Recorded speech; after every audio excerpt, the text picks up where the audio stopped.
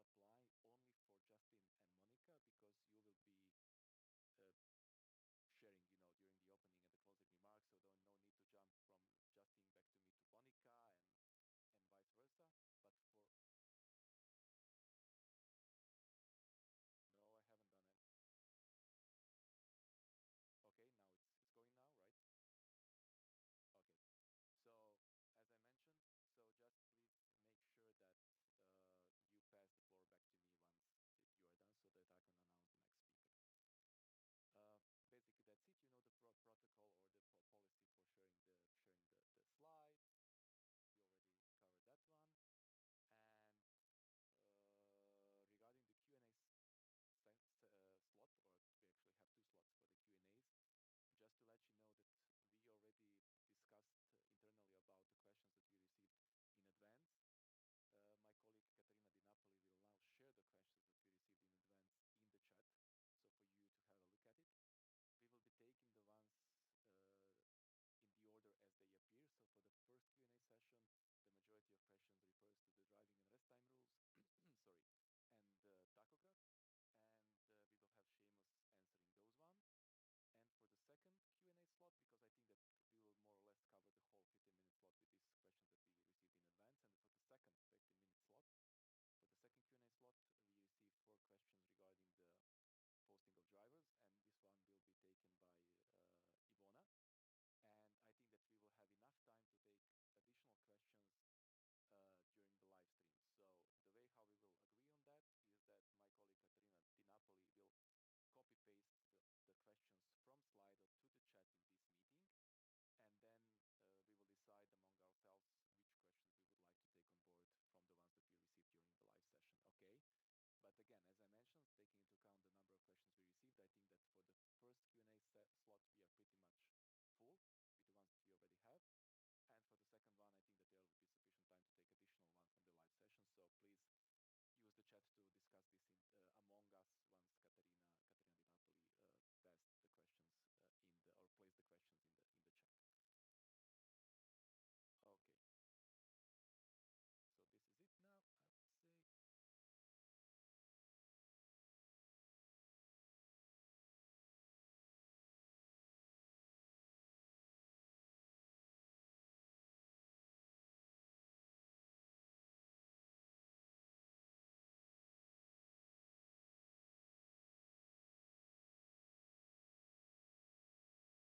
say.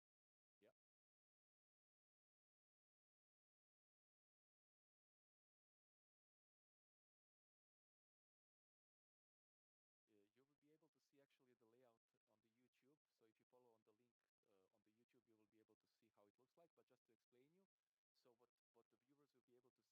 it looks like. But just to explain you, so what the viewers will be able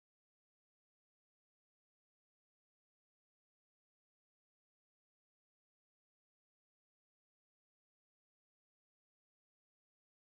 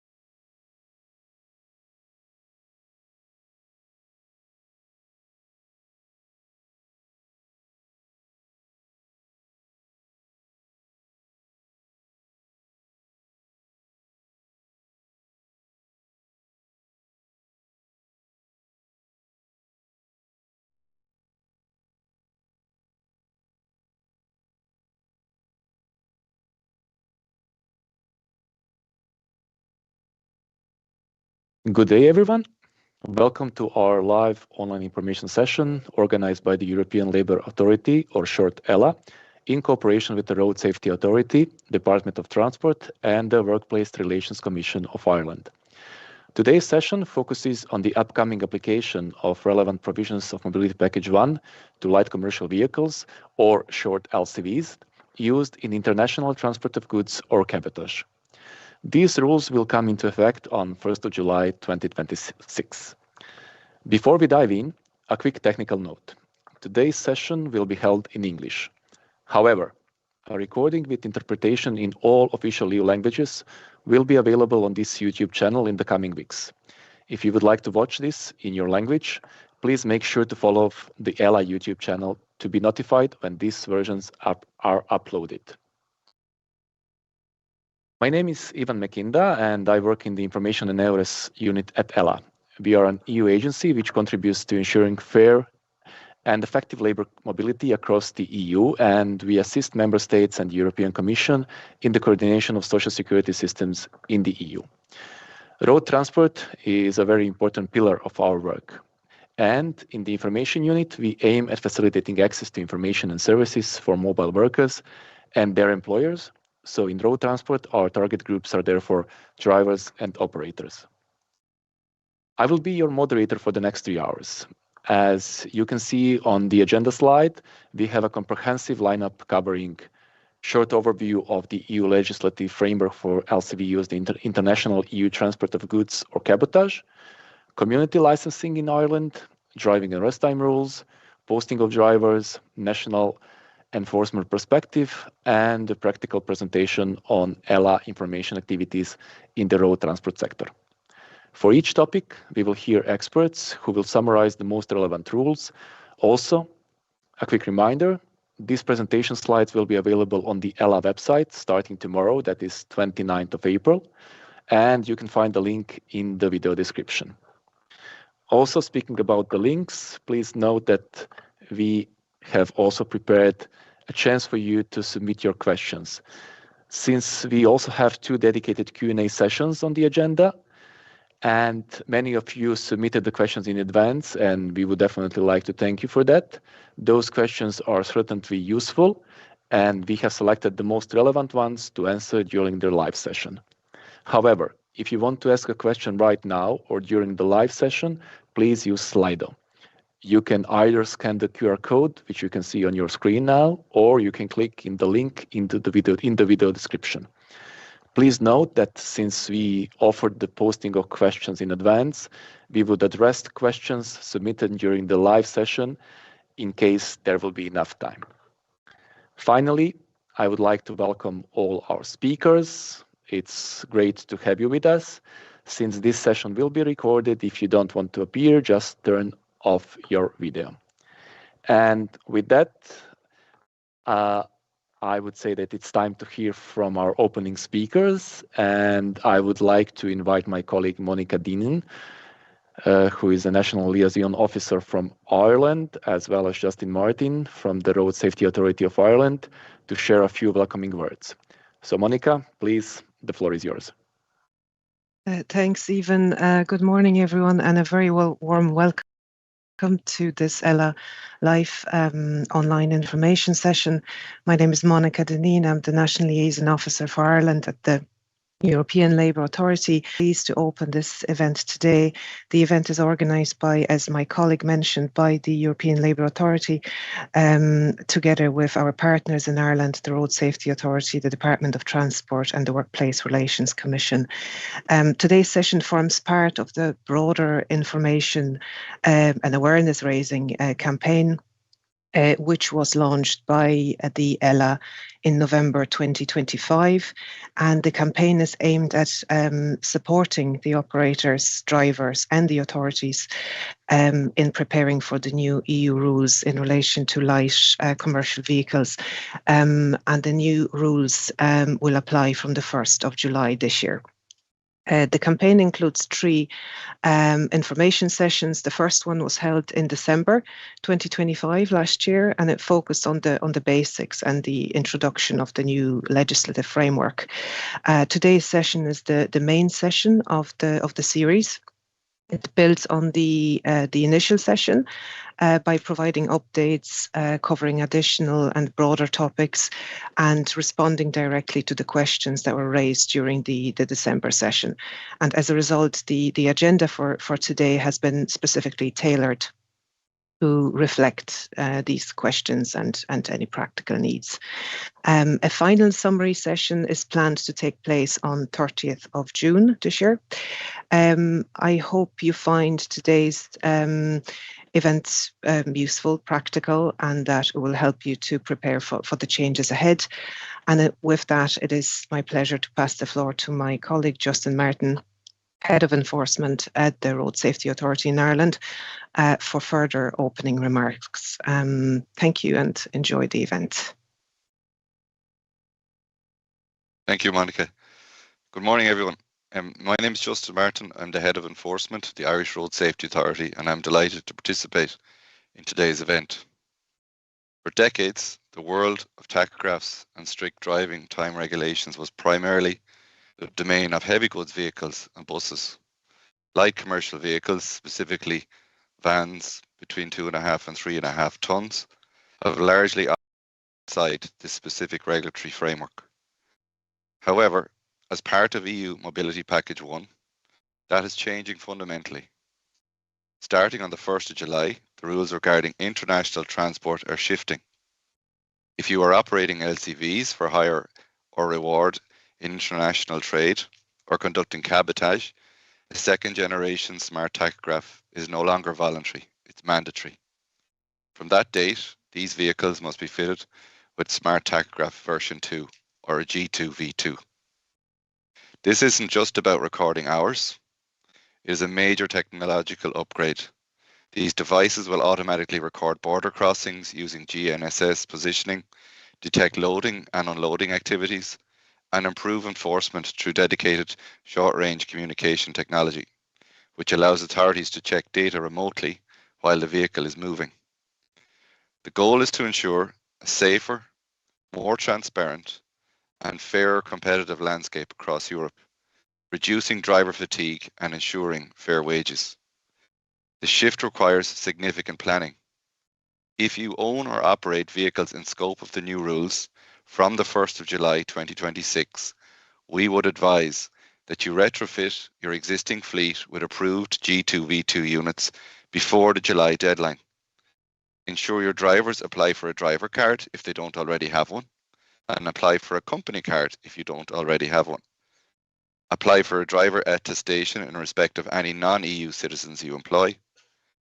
Organise training for your drivers, including using the mode switch and making manual entries. And download driver cards for your drivers at least every 28 days and vehicle units at least every 90 days to monitor their compliance with the driving and resting time rules, and retain these records for at least 1 year, extending longer if being used to record working time.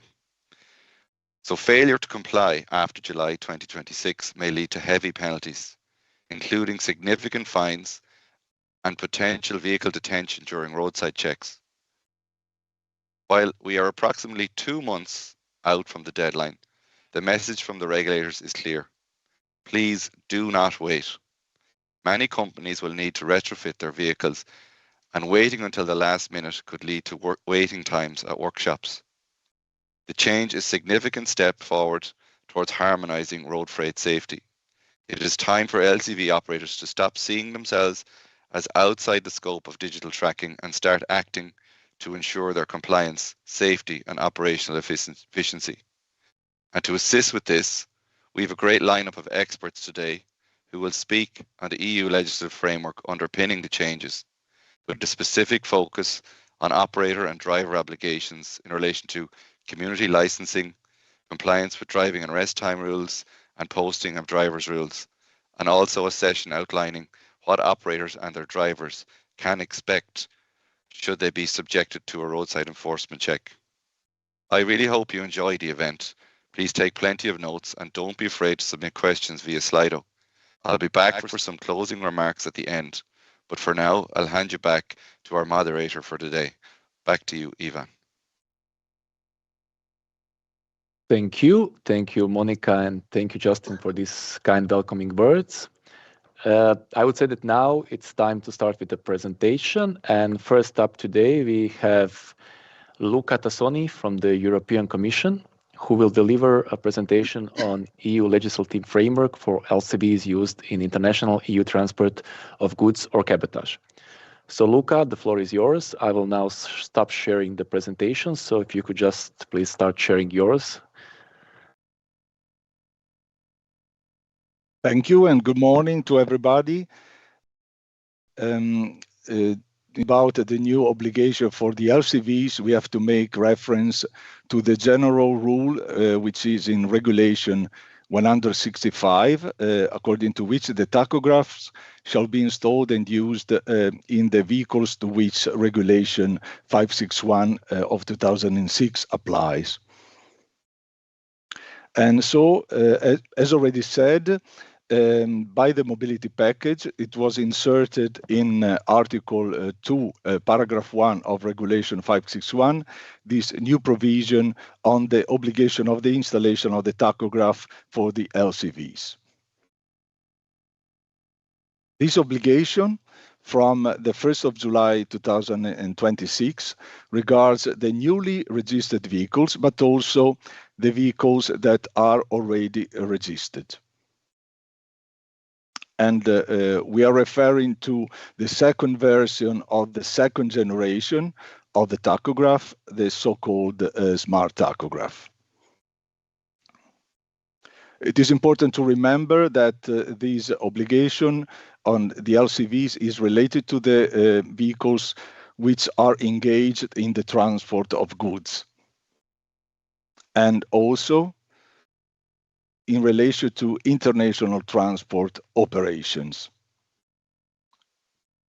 For the definition of international carriage, we can make reference to Article 2nd and the second paragraph of Regulation 1072, in which a laden journey undertaken by a vehicle in which the point of departure and the point of arrival of which are in two different member states, or another hypothesis, from a member state to a third country or vice versa, or between third countries with transit through the territory of one or more member states, and also all the unladen journeys in conjunction with the carriage referred in the previous points.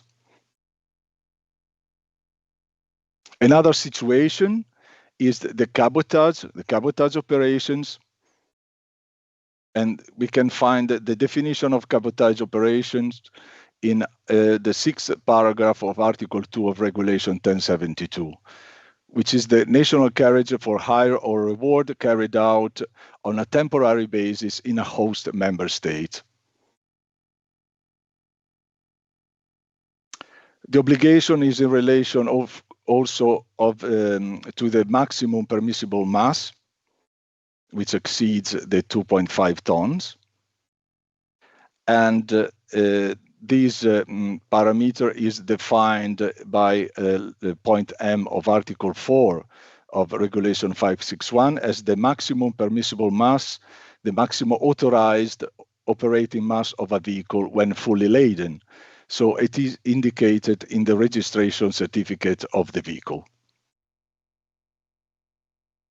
As regards the geographical scope of this new obligation, of course, and also the geographical scope of Regulation 561, in accordance to its Article 2, Paragraph 2, we have to make reference to the territory of the European Union, but also to the territories of Switzerland and all the countries which are party to the agreement of the European Economic Area, Iceland, Liechtenstein, and Norway.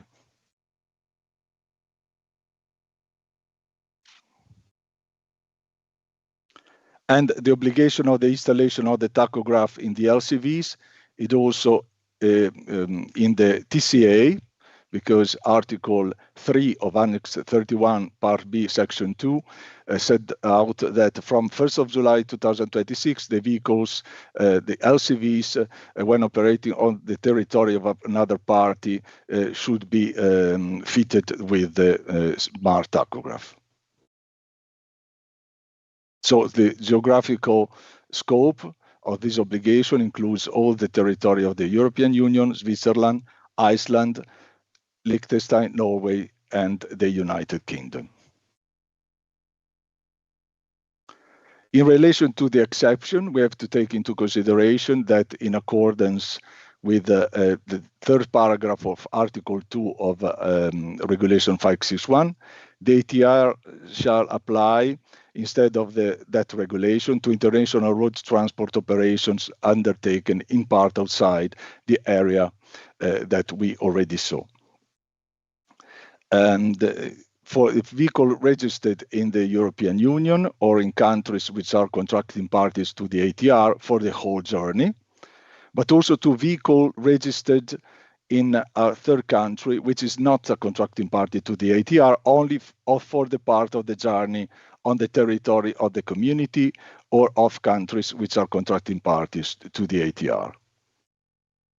You can see a map with the geographical extension of the contracting parties to the ATR. In relation to the specific exemption to the application of the obligation which was introduced by the mobility package, the regulation on the driving and resting time and the obligation of the installation of the tachograph does not apply in the case of on account and where driving does not constitute the main activity of the person driving the vehicle. For a definition of on-account of transport operations, we can make reference to the point D of paragraph 5 of Article 1 of Regulation 1072. All these conditions should be met, and the goods carried are the property of the undertaking or have been sold, bought, let out, or on hire or hired, produced, extracted, processed, or repaired by the undertaking. The purpose of the journey is to carry the goods to or from the undertaking. And the vehicles is driven by personnel employed by or put at the disposal of the undertaking under a contractual obligation. And the vehicles carrying the goods are owned by the undertaking or at its disposal. And such carriage is no more than ancillary to the overall activities of the undertaking. In relation to the second condition, we can make referral to recital 10 of Directive 2022/2561 on the initial qualification and periodic training of drivers, according to which generally driving is deemed not to be the driver's principal activity where it occupies less than 30% of the rolling monthly working time. Thank you for the attention. I give the floor again to Ivan. Thank you. Thank you, Luca, indeed, for this thorough presentation on the legislative background. And now I would like to ask Colette Callanan from the Department of Transport to deliver a presentation on the topic of community licensing in Ireland. So, dear Colette, if you could please take the floor. Thank you, Ivan. As Ivan said, I'm Colette Callanan from the Department of Transport from the Road Transport Operator Licensing Division. And we have 21 staff in the division, and we've responsibility for the regulation of the commercial road transport sector in Ireland. So we issue road transport operator licenses to those operating either road haulage or road passenger transport operations for hire or reward. We also process applications from licensed operators wishing to add, substitute or remove vehicles on their licence. And we also issue the driver attestation, COP documents and ECMT licenses. So just some statistics on operator licensing in Ireland. At the end of last year, we had 3,766 licensed haulage operators.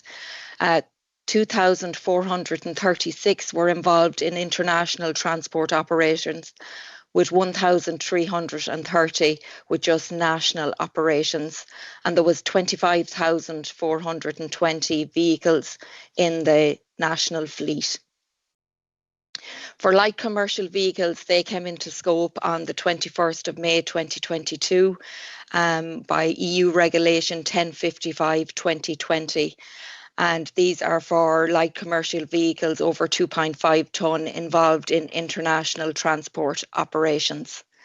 Currently, we have 289 light commercial vehicles licensed, and they're belonging to 115 operators. 40 of those operators have light commercial vehicles only, and 75 have a mixed fleet of heavy goods vehicles and light commercial vehicles.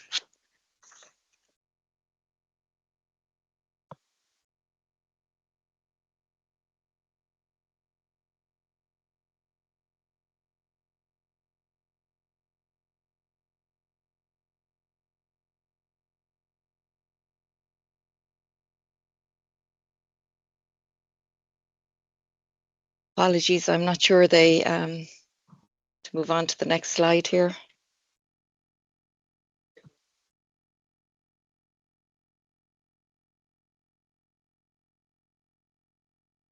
I will continue with the presentation, but I'm not sure my slides don't seem to be working at the moment.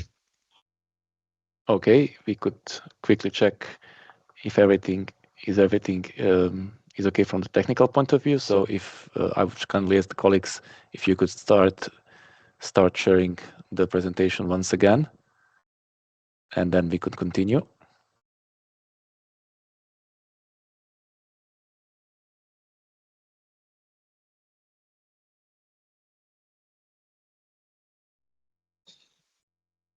So I'll go through now the requirements to obtain a road transport operator licence.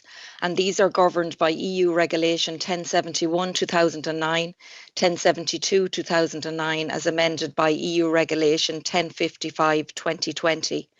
We also in Ireland have the Road Transport Act 2011 and two statutory instruments, 265 of 2018 and 208 of 2023.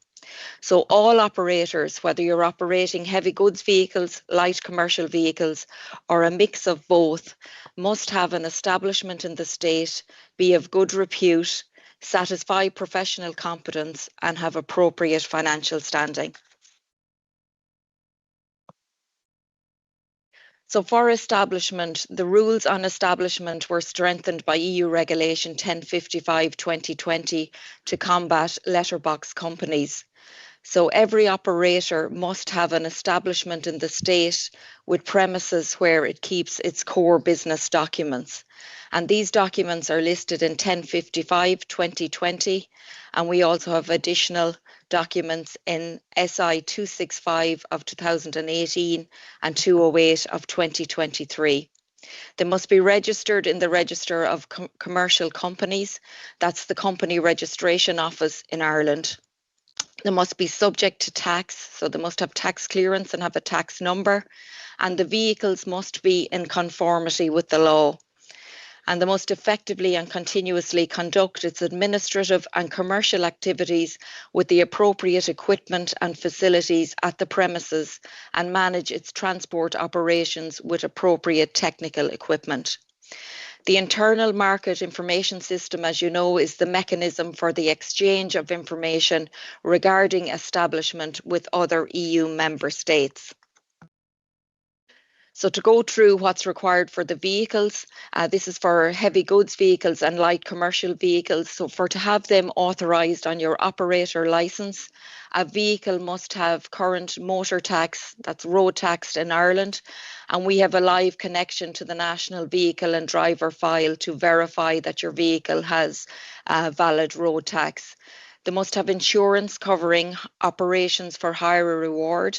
This is a self-declaration at time of application. They must have a certificate of roadworthiness unless the vehicle is under 1 year old. And we also get that information from the National Vehicle and Driver File. They must have a tachograph calibration certificate, and that's enforced by the Road Safety Authority. And they must have a vehicle registration certificate in the operator's name. That is, unless the vehicle is leased. And we also verify that from our National Vehicle and Driver File database. So for establishment, the RTOL we check now, it's a desk exercise we carry out. So every operator must give us their postcode for their place of establishment and their vehicle operating centres. And we view that on Google Maps. We now have a new functionality in our new IT system since November 2025 that this happens at the click of a button. We also have a connection to the Property Registration Authority, and these show the title deeds, who owns the actual property, so we can check that the operator owns the property. If there is a lease agreement in place, we request a copy of the lease agreement, and we can check that the lease agreement is with the operator and the person holding the title deeds to the property. The Registered Company Registration Office, we get this information from an instant company printout from the Company Registration Office in Ireland.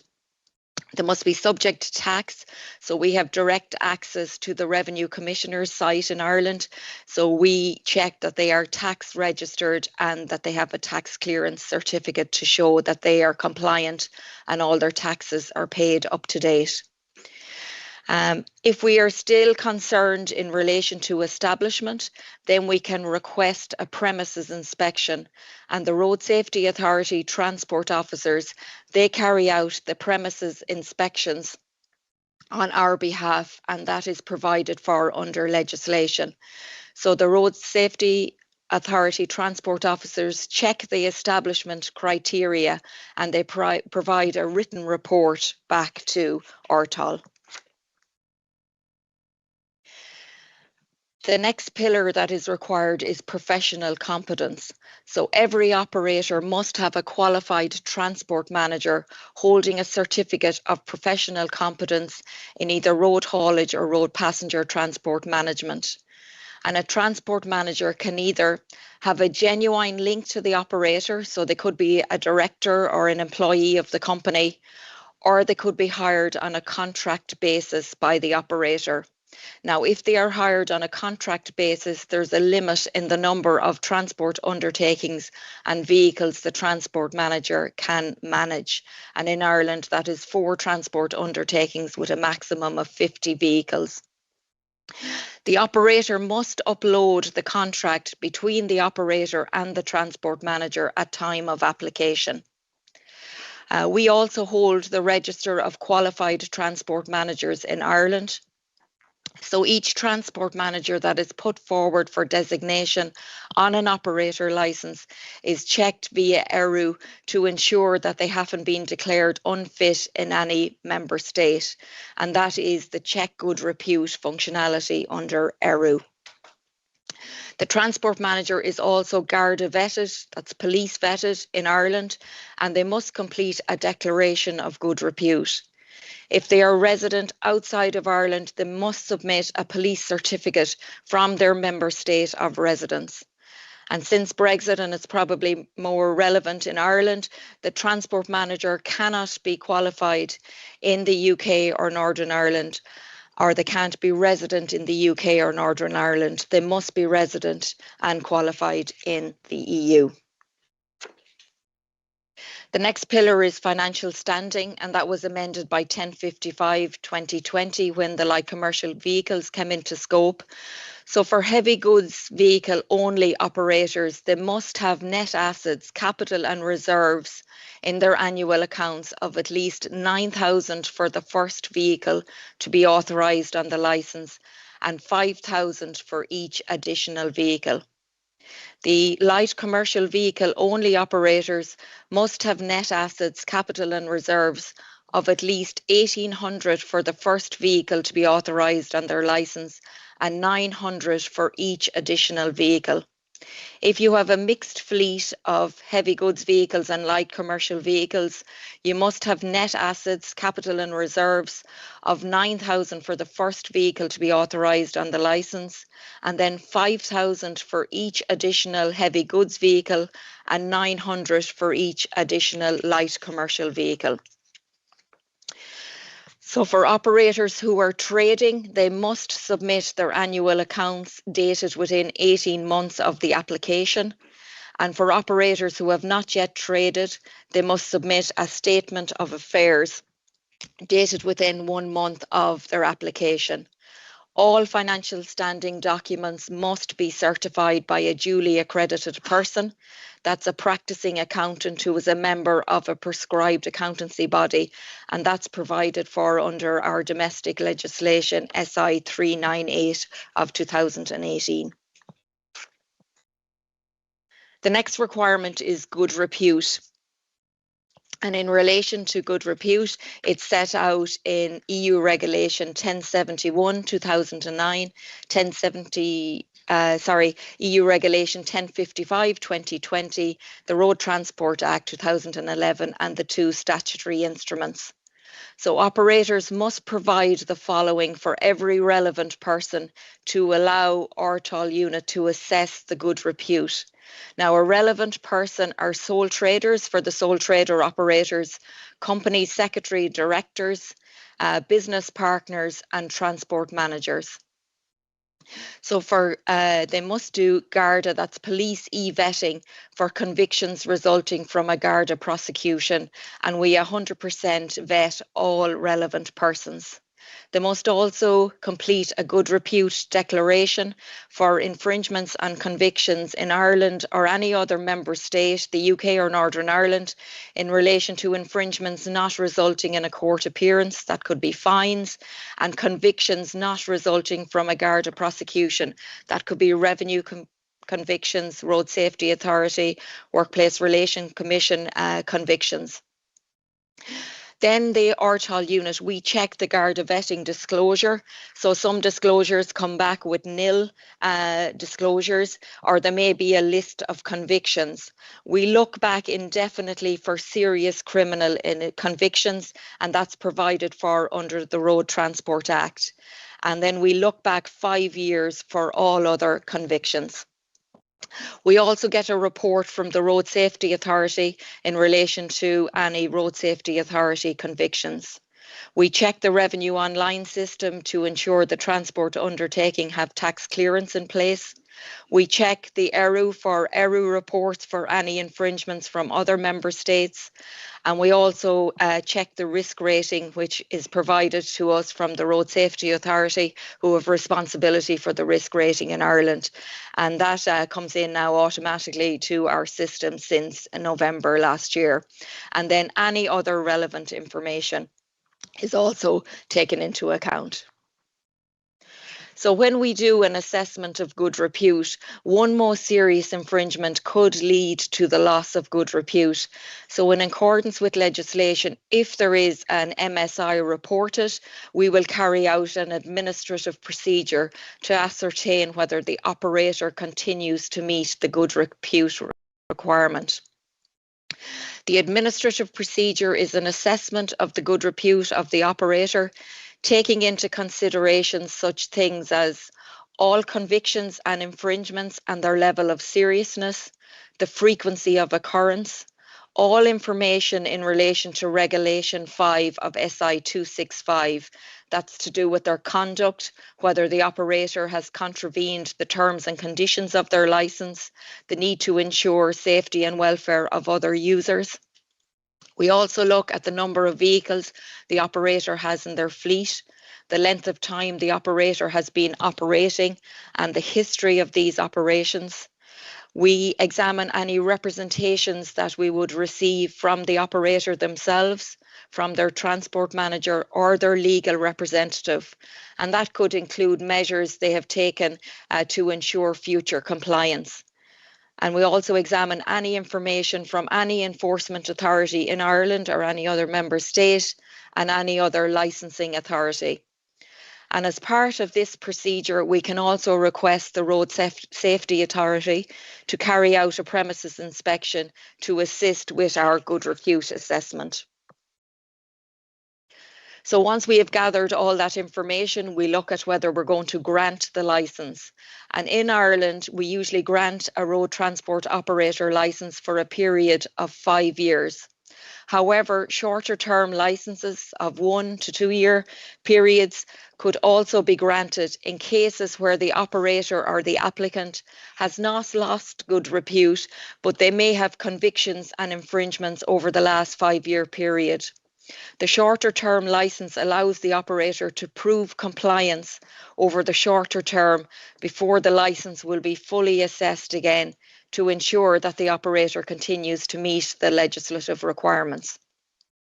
All operators must make a new application at the expiry of their licence, when all the legislative requirements, that is the requirements under the 4 pillars I've just gone through, they're all checked again to ensure the licence can be renewed.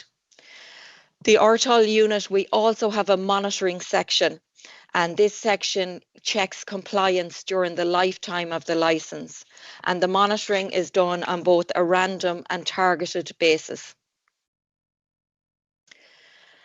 So if we are refusing or withdrawing an operator licence, the Road Transport Act 2011, Section 5 deals with how the operator can appeal this decision.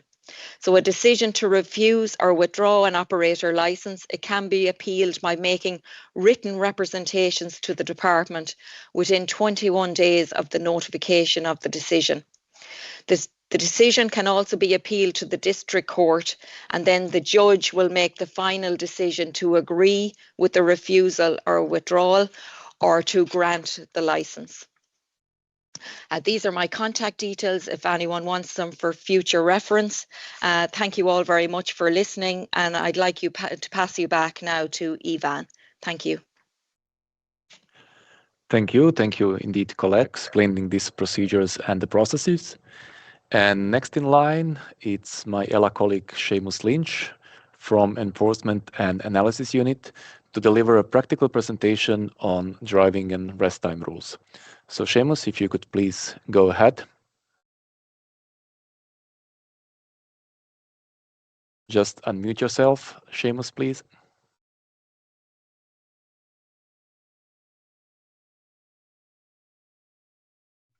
Thank you very much, Ivan. Hope me now. Good morning, everybody. Thank you very much to the previous speakers.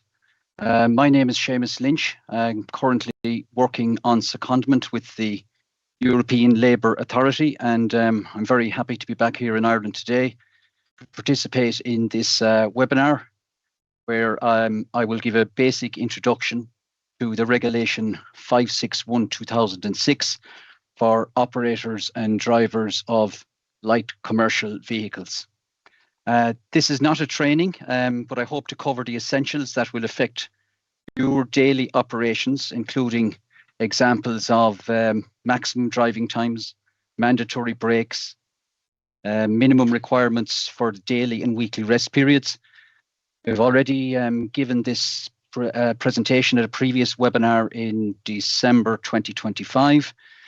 So we've added some extra slides on this occasion because I want to cover the subject of compensation, where drivers avail of reduced weekly rests. I'm also going to cover ferry crossings, which is obviously going to be very appropriate for drivers and operators based on the island of Ireland.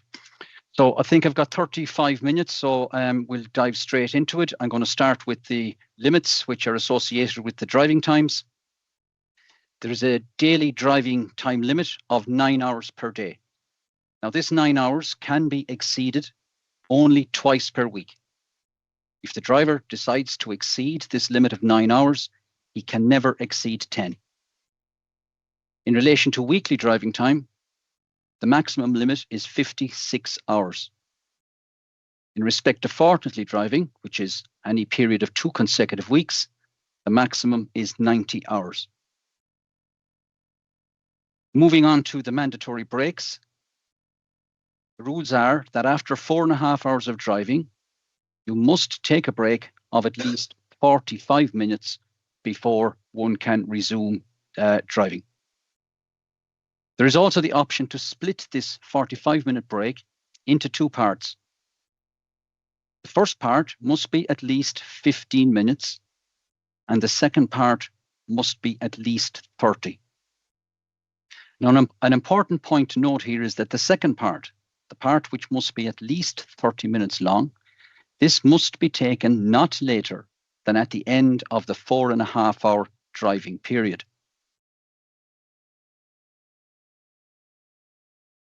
Now we move on to the daily rest periods. A regular daily rest period is an uninterrupted period of 11 hours per day. This regular daily rest period can be divided into two parts, the first of which must be a period of at least 3 hours and the second of at least 9 hours. This is what we often hear people refer to as the split regular daily rest period. Sounds a little bit complicated, but later on we will show some examples to give you a better understanding of what we mean. Now, there's also the option to reduce a regular daily rest period so as you have to reduce the regular daily rest period to a duration of not less than 9 hours, but specific rules must apply in relation to the number, which I will also delve into in more detail later on. Weekly rest periods. A regular weekly rest must be at least 45 hours, so an uninterrupted period of time of at least 45 hours. This can also be reduced, but to not less than 24 hours in certain cases, and the driver must be compensated for that reduction at a later stage. Now, before we dive into the scenarios where I will explain these rules in more detail, I just want to bring to your attention the symbols associated with the different activities. And you will see these on printouts from the tachograph, but you will also see them in the slides in my presentation further on. Driving time is denoted by the steering wheel. A break or a rest period will be indicated by the bed symbol. Other work, which loading or unloading, is denoted by the symbol of crossed hammers, and periods of availability are indicated by the square with the diagonal line. Okay, let's start with some examples of breaks and the rules around the breaks. The regulation says that after a driving period of 4.5 hours, a driver shall take an uninterrupted break of not less than 45 minutes unless he takes a rest period. So let's look at a basic example here. You have a driver drives for 4.5 hours. Under the law, he is now obliged to take a break of at least 45 minutes before he can resume driving again. Now, don't forget, this 45 minutes is a minimum duration. Nothing precludes a driver from taking longer breaks, but this is a minimum requirement. So once he completes this 45, he can resume another period of driving. Okay, and at this point, there's a reset of the calculation of the next 4.5 hours of driving time before he will be required to take the next break. The split option. Remember I said earlier, there is the option to split this 45-minute break into two, where the first break must be at least 15 and the second at least 30. So let's look at an example. You have a driver who drives for 1 hour, decides then that he'll have a 15-minute break. He goes driving again, this time for 3.5 hours. He has now reached 4.5 hours of driving time in total. And he takes his second break, which is 30 minutes. So he's met the obligation in relation to the split break, and he can now resume driving activities again. But once he has taken that second break of 30, he hasn't exceeded the 4.5 hours of driving time. There's a reset of the calculation of the next period of 4.5 hours. Now, third example, I'm going to show you an example where we have the same driving pattern, but the brakes are taken the other way around. So again, he starts off at a period of driving of 1 hour. This time his first break is 30 minutes. Absolutely no problem thus far, because it must be at least 15. And as I said, these are minimum requirements. But then he completes his 4.5 hours of driving time by driving for 3.5, and he takes a 15-minute break. So this scenario here, the brakes are just the other way around. And he goes driving again. This is an infringement. The driver must comply with this strict rule which says the first part must be at least 15, as it is in this situation, but the second must be at least 30. It's only 15 here, so this is an infringement. So drivers just need to be careful of this particular rule, yeah? Okay, moving on to the, where a break of at least 45 minutes, right, taken in one block, or alternatively, it's taken, the split option is used where you have 15 plus 30. That may be taken before the 4.5 hours of driving is actually accumulated. Well, this has the effect of, you might hear people using the term wiping the slate clean, and a new calculation will start before you actually reach 4.5 hours of driving. So just to illustrate that in more detail, we have a driver here who starts off by driving for 30 minutes.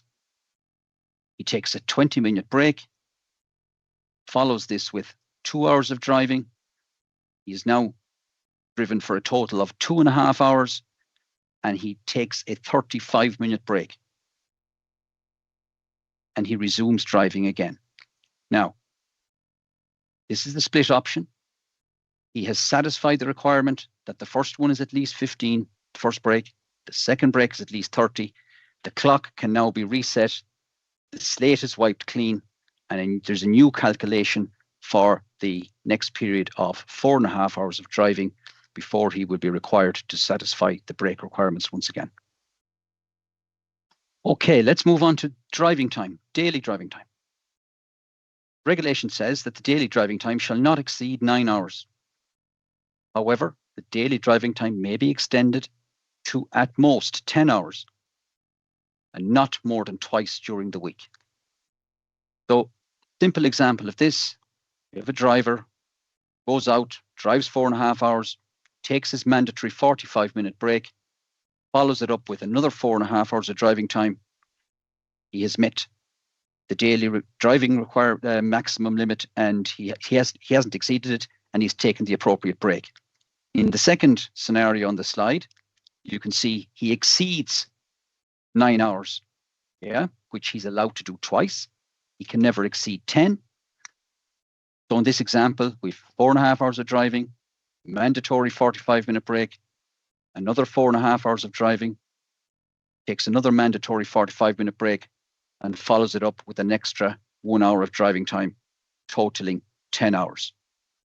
The important thing to note, as I said earlier, you can only exceed 9 hours twice a week.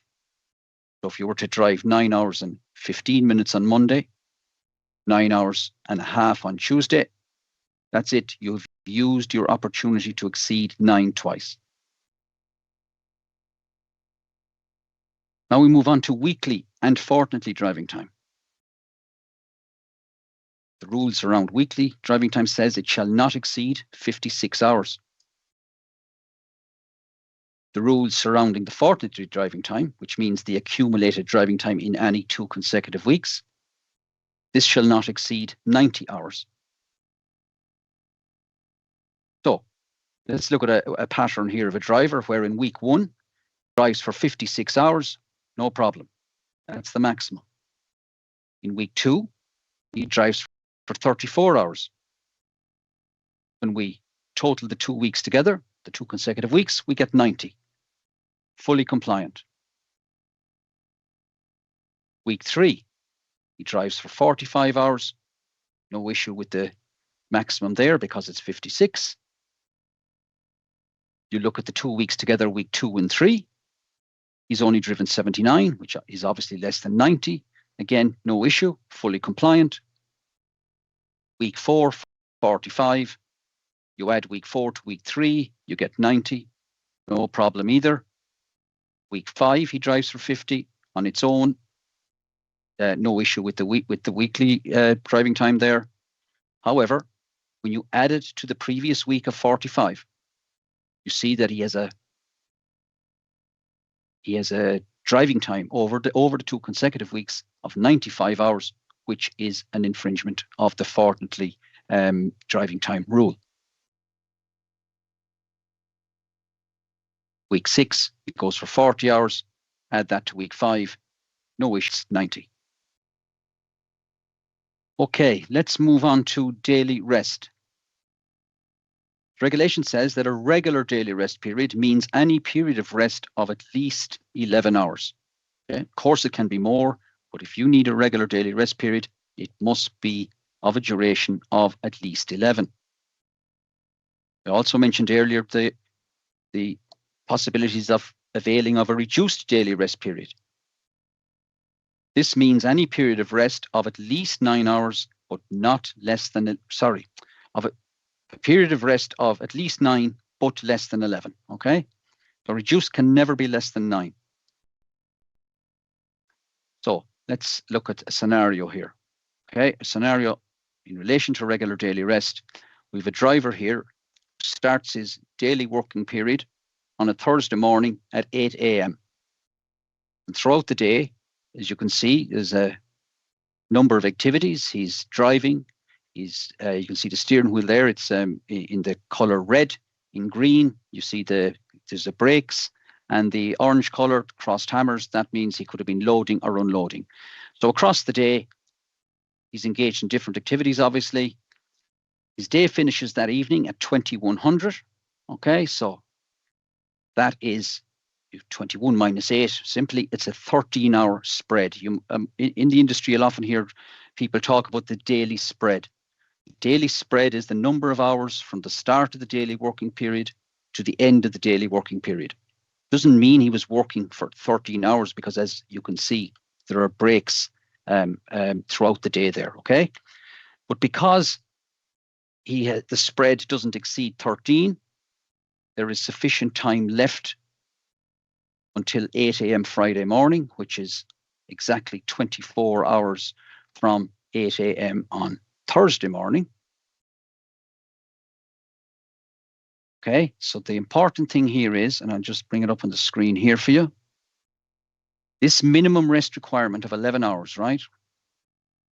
In terms of a regular daily rest, it must fall within the 24 hours since the resumption of activities after the previous daily or weekly rest period. So it's not enough for the driver just to achieve the 11, okay? This 11 must have been completed within the 24 hours from the start of his daily working period, which in this case was 8 a.m. on Thursday morning. Then, as you can see, at 8 a.m. on Friday morning, once he has completed the 11 hours, he starts a new daily working period.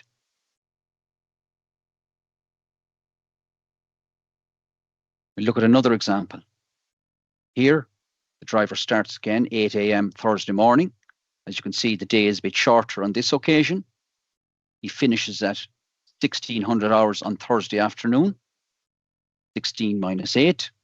We've got a spread of 8 hours. He then takes a daily rest period of 14.5 hours. It's longer than 11. He decides to go working again at 6:30 a.m. on Friday morning. We check to see, is the 14.5, or did he meet the requirement of 11, the minimum requirement of 11 to satisfy the rules around the regular daily rest? Was it achieved within the 24-hour period from the start of the day, which was 8 a.m. on Thursday? And as you can see, it clearly was. No issue. Just to reiterate it must fall within the 24 hours since the resumption of activities after the previous daily or weekly rest period. So, going to now go into the split regular daily rest. Remember at the outset, I told you you could have a 3 plus a 9. Let's see how this looks in a more detailed example. The driver begins his day on Wednesday morning at 8 a.m. He finishes at 2300 Wednesday night. 23 minus 8, we have a spread of 15. Now, within that day, we can see that there is actually one uninterrupted period of rest lasting 3 hours. Okay? So, from 2300 on Wednesday, you can see up until 8 a.m. on Thursday morning, he is able to take an uninterrupted period of 9 hours. And then he starts a new day on Thursday morning at 8 a.m. So what we want to double check here now, we've said earlier, a regular daily rest can be taken in split fashion, where the first period must be at least 3 hours uninterrupted, and the second period at least 9 hours uninterrupted. The diagram here, that clearly is the case. But what we want to check is, did it fall within the 24 hours from 8 a.m. on Wednesday morning? And yes, it did. So there's no issue here. Okay, let's move on to a reduced daily rest. Okay, we've covered regular. Now we go to reduced. On this occasion, the driver starts his day at 8 a.m. Monday morning. He works right up to 2300 Monday night. 23 minus 8, just to check his spread. The spread is 15. Now, straight away, this is good, because if we're talking about we're talking about reduced daily rest and taking into account the 24-hour rule, yeah, 24 minus 15, we know he has sufficient time within the 24 hours to comply. So as you can see there, once he has the 9 hours taken, it's exactly 8 a.m. Tuesday morning, which is exactly 24 hours from 8 a.m. on Monday morning. He can now start a new daily working period, and he's in compliance with the rules. So just to kind of maybe summarize this rest requirements for you. If the driver is in a position where he needs to take a regular daily rest of at least 11 hours, well, then the spread, his daily spread, yeah, from the start of the day, the end of the day, cannot exceed 13 hours.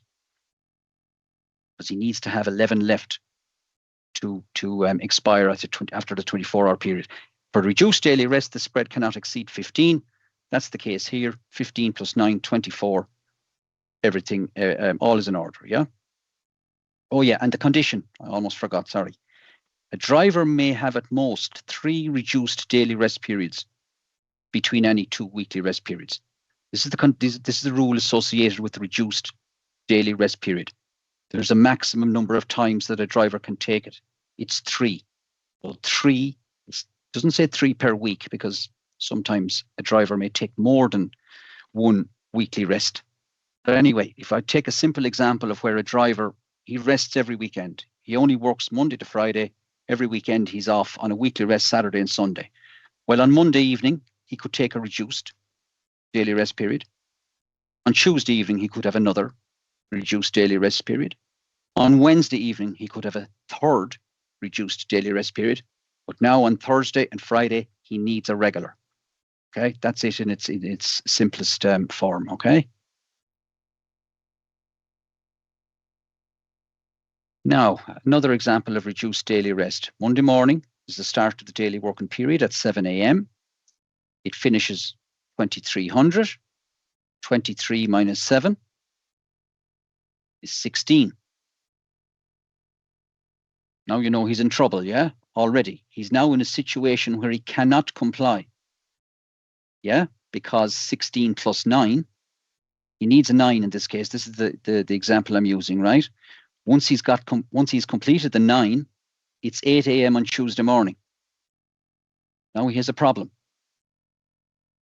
Problem is he failed to achieve the 9 hours within the 24-hour period from the start of his day, which was 7 a.m. on Monday morning. So this is an infringement. So drivers need to be careful, even though you might meet the threshold of the duration of the rest period, right?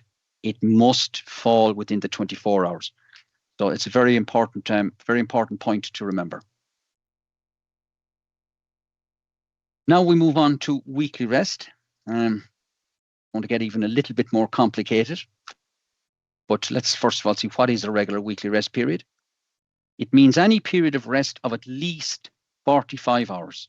So an uninterrupted period of rest lasting at least 45 hours. A reduced weekly rest period means any period of rest of less than 45, which may be shortened to a minimum of 24. It can never be less than 24. Now, we're going to look now at the frequency of weekly rests, okay? Because there is a rule that says that driver is required to start a weekly rest period no later than at the end of 6 24-hour periods from the end of the previous weekly rest period. Sounds complicated, but I'm going to show you a pattern, a 6-week pattern here of a driver, right? And we're going to just then analyze it to see if he meets this requirement.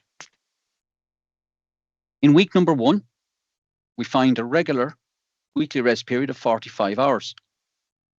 Week 2, it's reduced, 24. Week 3, he takes another regular weekly rest period of 45.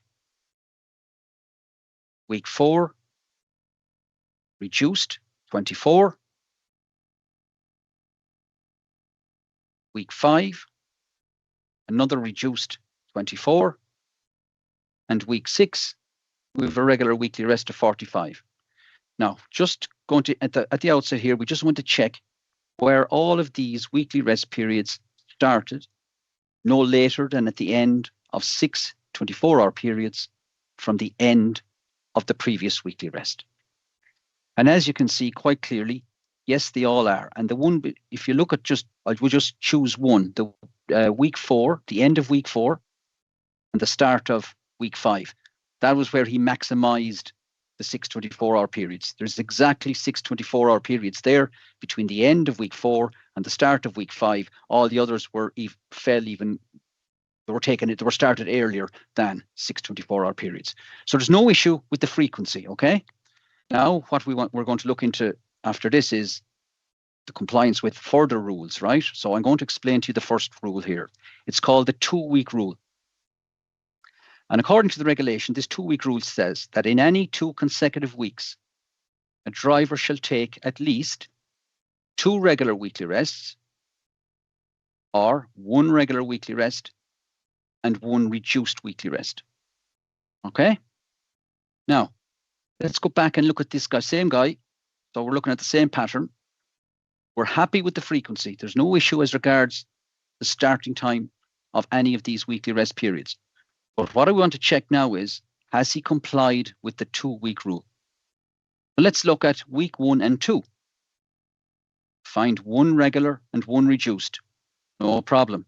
Box ticked. Now let's look at week 2 and week 3. 1 reduced and 1 regular. Very good. Box ticked.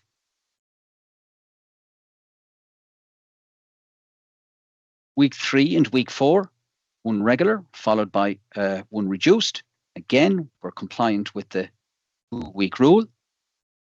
Now we're going to examine week 4 and week 5 together.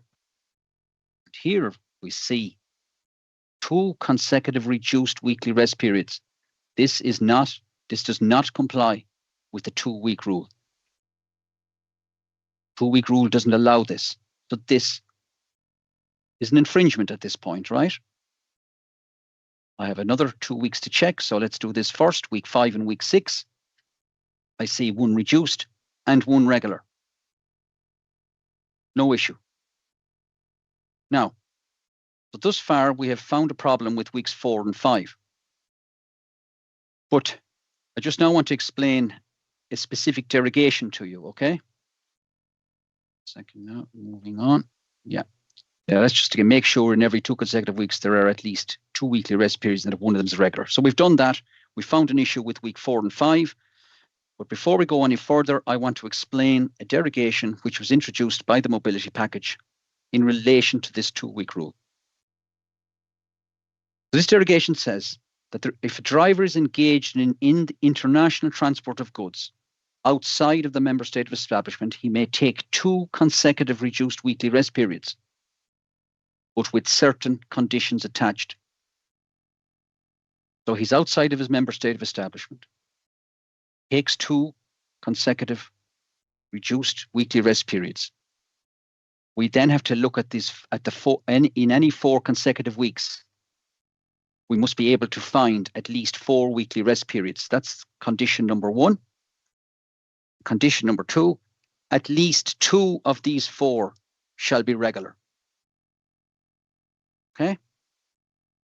So in any 4 consecutive weeks, we must find 4 weekly rest periods, and 2 of those must be regular. So let's go back and look at this guy's pattern again, yeah? So I'm going to select this 4-week period, yeah, because we have an issue with week 4 and week 5. So looking back over the previous 4 weeks, we find, first of all, the first condition, is there a weekly rest in each week? The answer, yes, there is. First condition, he's complied with it. Now I want to find 2 regular weekly rest periods in this 4 weeks. Can I find 2? No, I can only find 1.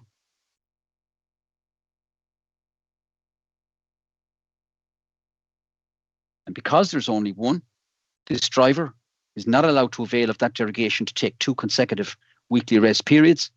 So we have an infringement of the 2-week rule.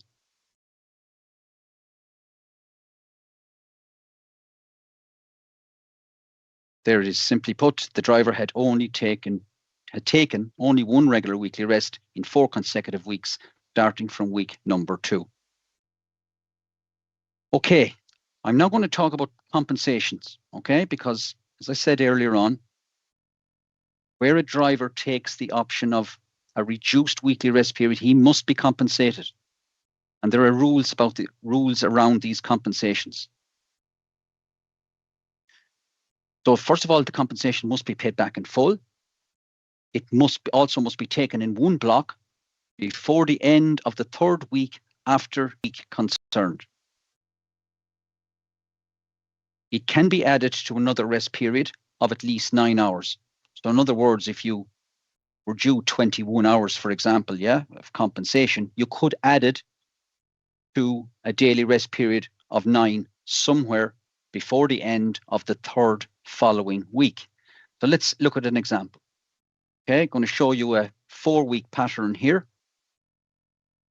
Week number 1, the driver takes a reduced weekly rest period.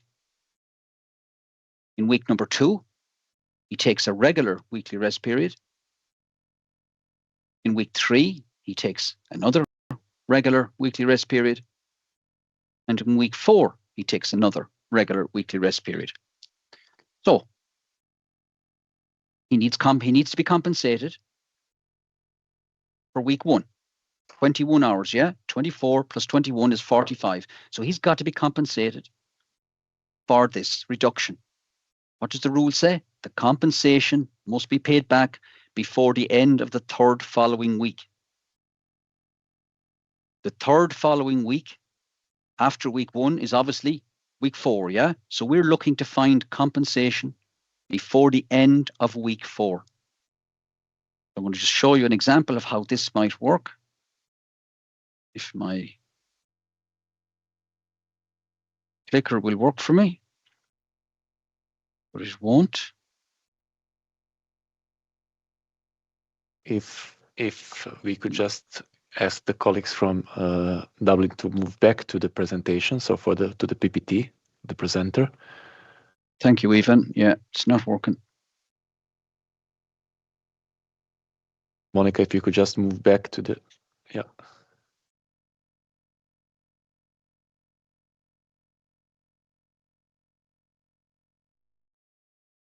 Perfect.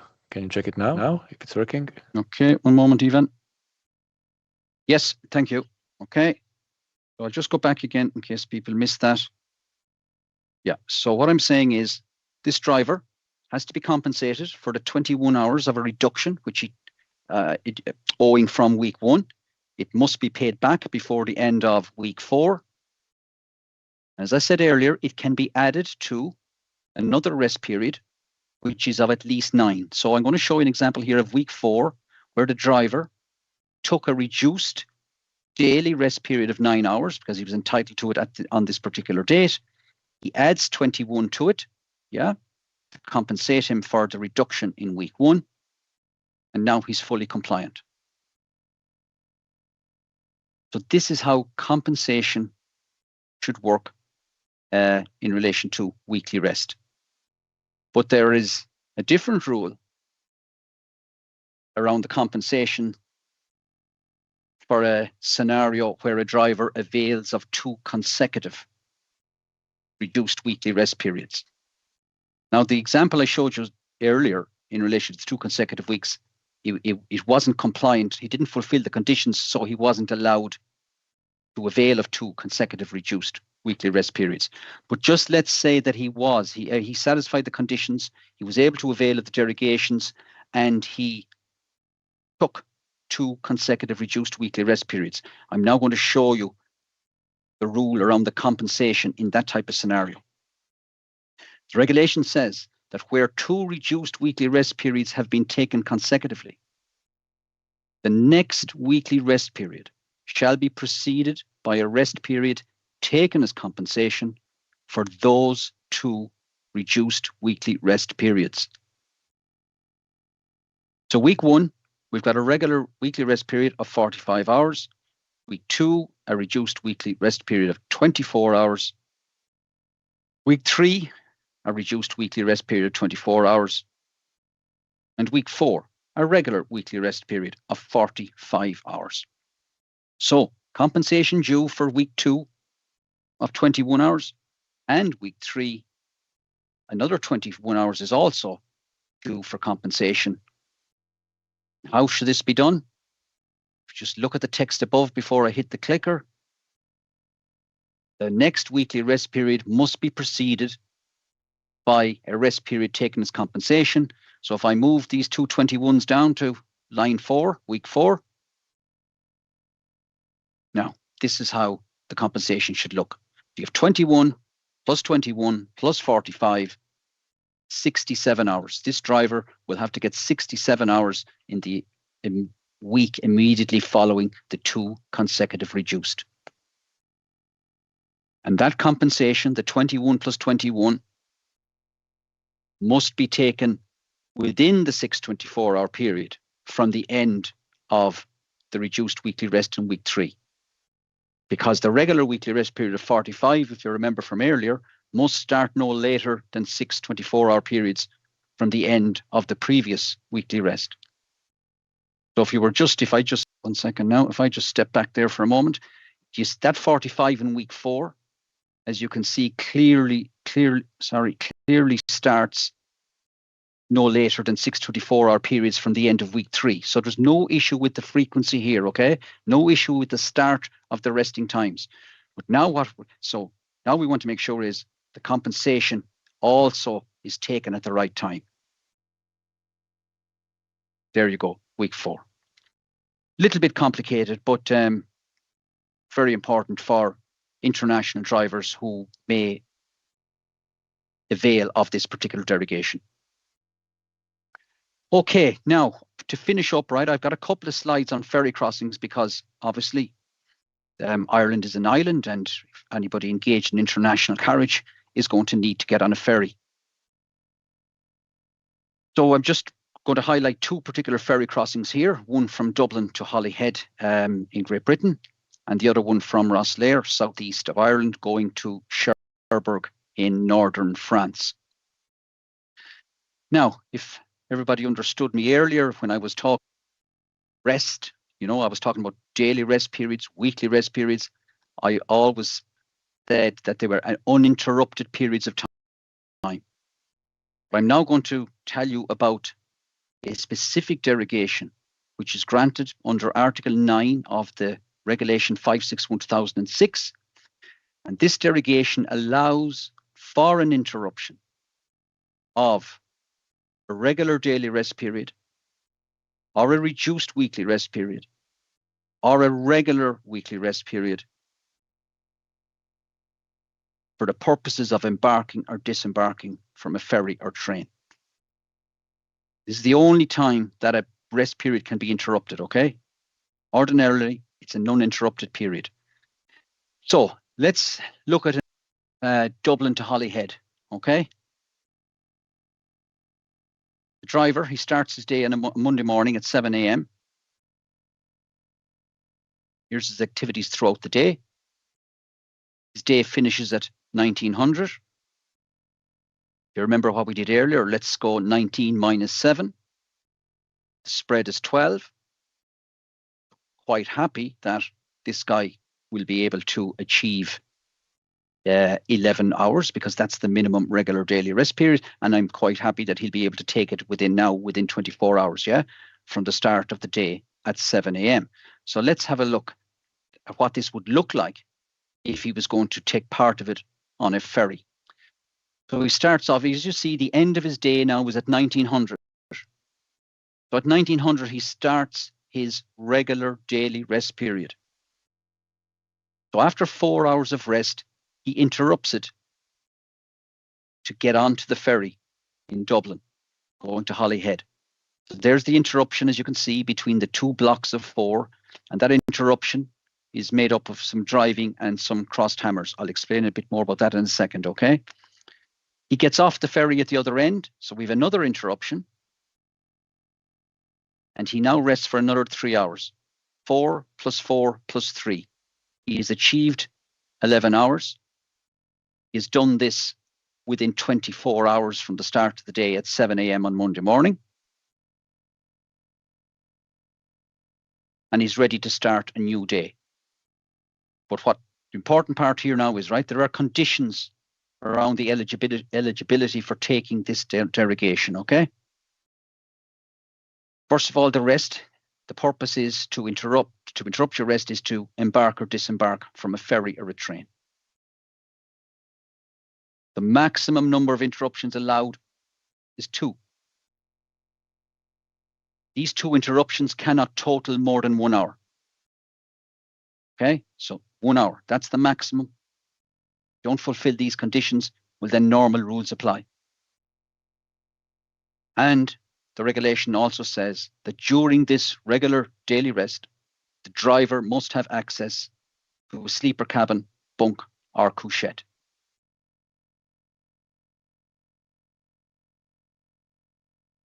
I'm going to show you another example now. This is quite similar. It's just the other way around. This time we're starting in Holyhead. Driver starts his day in the UK. It's at 9 a.m. He finishes at 2100. 21 minus 9, just to make it easy for ourselves, is 12. He begins his daily rest period at 2100. He interrupts it after 4 hours to board the ferry. Ferry crossing is 4 hours. Another interruption because obviously he has to drive off, and he completes his 11 hours. 4 plus 4 plus 3, 11. The time is 9 a.m. Friday morning, right on the button of 24 hours from 9 a.m. on Thursday. The driver is compliant. So these interruptions, right, as you can, yeah.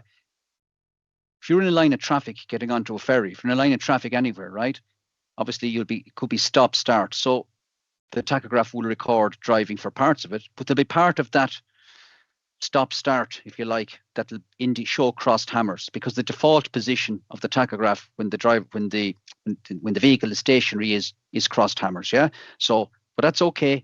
This rest period can be interrupted by other activities, which include obviously other work.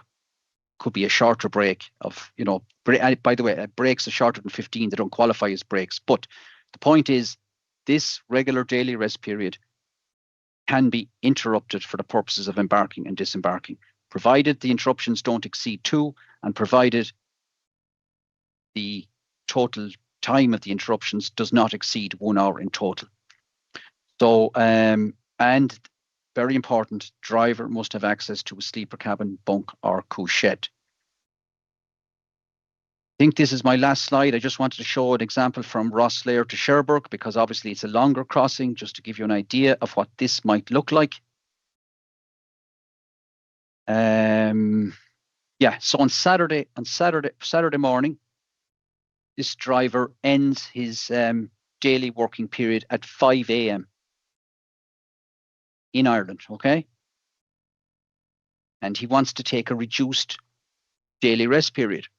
Ordinarily, of course, this can't be interrupted, but he wants to get onto a ferry at a particular point here. So he's allowed to interrupt, provided he's satisfied.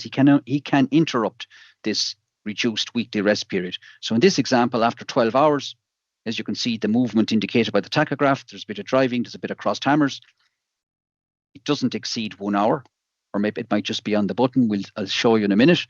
The ferry crossing takes 18 hours in total. He gets off at the other end in Cherbourg at 12 midday on Sunday. And as you can see, the 31 hours there from the start of his reduced weekly rest at 5 a.m. to the end of it at midday on Sunday. And this clearly shows us that the interruption was only for 1 hour. There does not have to be 2 interruptions, by the way. It's up to 2 interruptions. In this case, there's only 1 interruption, and the 1 interruption does not exceed 1 hour, so the driver is compliant. I think, yeah, and he can start his new daily working period. I think that's my last one, Ivan. Yeah, just to recap, rest may be interrupted in order to embark or disembark from a ferry or a train. Maximum 2 interruptions allowed, up to 1 hour in total. And the driver must have access to a sleeper cabin, bunk or a couchette. Yeah, that's the last slide. I probably went over time, but sorry about that. I'll hand the floor back to you, Ivan. Thank you. Thank you, Seamus. Thank you for this, again, detailed presentation. And please keep your camera on, because it's time for the first Q&A slot, and we will need you to help us with this one. So as I mentioned before, we did receive questions in advance, and we would like to dedicate some time now to answer to some of the most relevant ones on the previously covered topics. I would like to ask our expert speakers to please be prepared to help us with the questions which we have prepared for this group. I will read the questions out loud.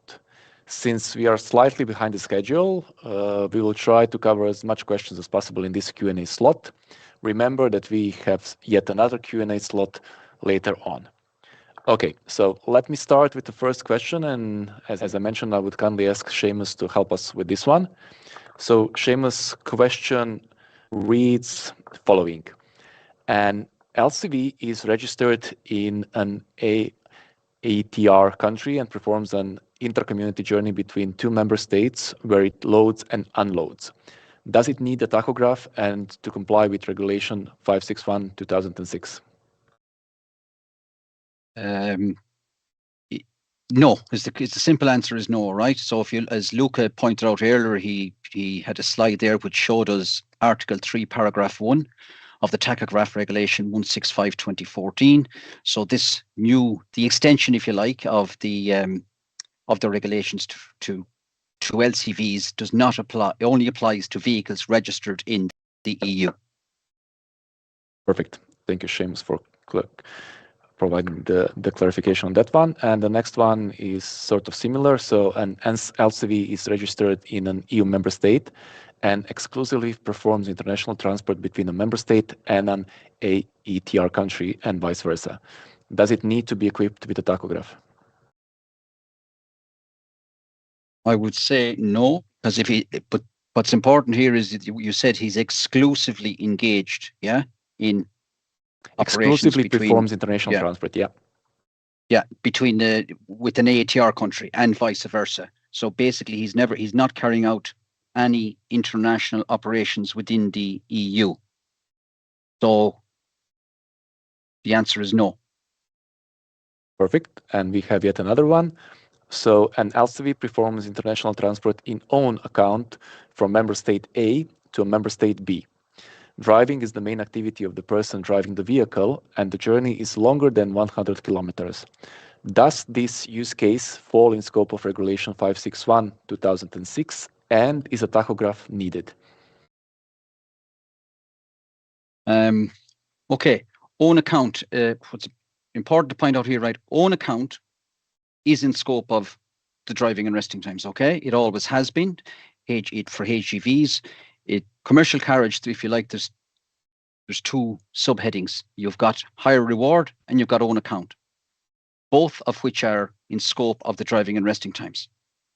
However, in relation to light commercial vehicles, there is an exemption provided for under, and again, I think Lucas showed this on his slides, under Article 3HA. It provides for an exemption for LCV operators who are engaged in own account, provided that driving is not the principal activity of the person driving the vehicle. So from what you said there, there was also the 100 kilometers. I don't think is relevant here, yeah. Because if we look at Article 3HA, it's specifically for light commercial vehicles engaged in own account, where driving is not the principal activity of the person driving the vehicle. Okay. Okay, that's the answer to that. Perfect, Seamus. And another one is, an LCV performs international transport for hire or reward from member state A to member state B. Since when should the driver card be inserted and the tachograph data recorded? From the beginning of the journey or from the border crossing? Driver card should be always inserted at the start of the daily working period before commencing the journey. Additionally, I might add that where a driver finds himself having been engaged in specific activities not recorded by the tachograph before he gets to his van, for example, let's say he's engaged in office work, or he could be loading, unloading, he could be washing the vehicle, and he doesn't have his card inserted while he's doing all this, when he gets into the vehicle, inserts his card into the tachograph, he will actually be asked, was he resting until now? So the answer will be no, and he will have to make a manual entry to reflect the time spent engaged in the activities of other work. So yeah, it's very important that the card is inserted at the start of the daily working period. Perfect. Thank you for explaining that as well. And the next one is also regarding the tachograph. The question is, what should the driver do if the tachograph malfunctions in the middle of an international trip? And on top of that, do they get a fine? If a tachograph breaks down in the middle of an international trip, okay, the Article 37 of the tachograph regulation deals with this, right? And it says that in the event of a breakdown or faulty operation, right, the undertaking shall have it repaired by an approved fitter or workshop as soon as circumstances permit. However, if that vehicle is unable to return to its premises back at home within a period of 1 week, calculated from the day of the breakdown, that repair should be carried out en route. Okay. Now, it's also important to note that during this time, when the tachograph is unserviceable or it's malfunctioning, okay, the driver needs to be making some kind of a record of his activities for the day. That's very important. I mean, he can do that. It depends in what way it's malfunctioning.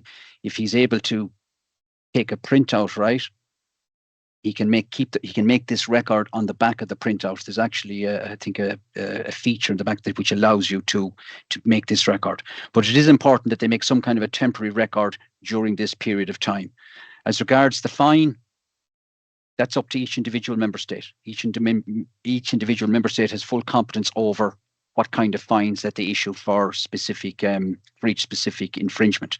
But I would just like to point out that this particular infringement, right, if the driver doesn't comply with the rules as set out, There's a specific regulation, it's regulation 403/2016, which categorizes all these different groups of infringements. This particular infringement would be categorized as a very serious infringement. And as I said, the relevant fine is determined by each individual member state. Yeah, that's that one, Ivan. Thank you, Seamus. Thank you. I would suggest that we now make a short break. So if I could just kindly ask the colleagues to switch to the next slide on the presentation.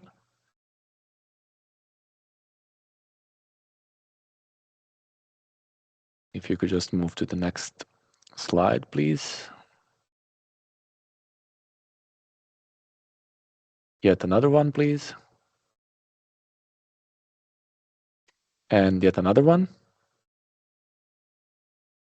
Okay, so this is just for the viewers to know that we will now be taking a short minute break. Please note that we will leave the stream running, so please keep these windows open or stay tuned.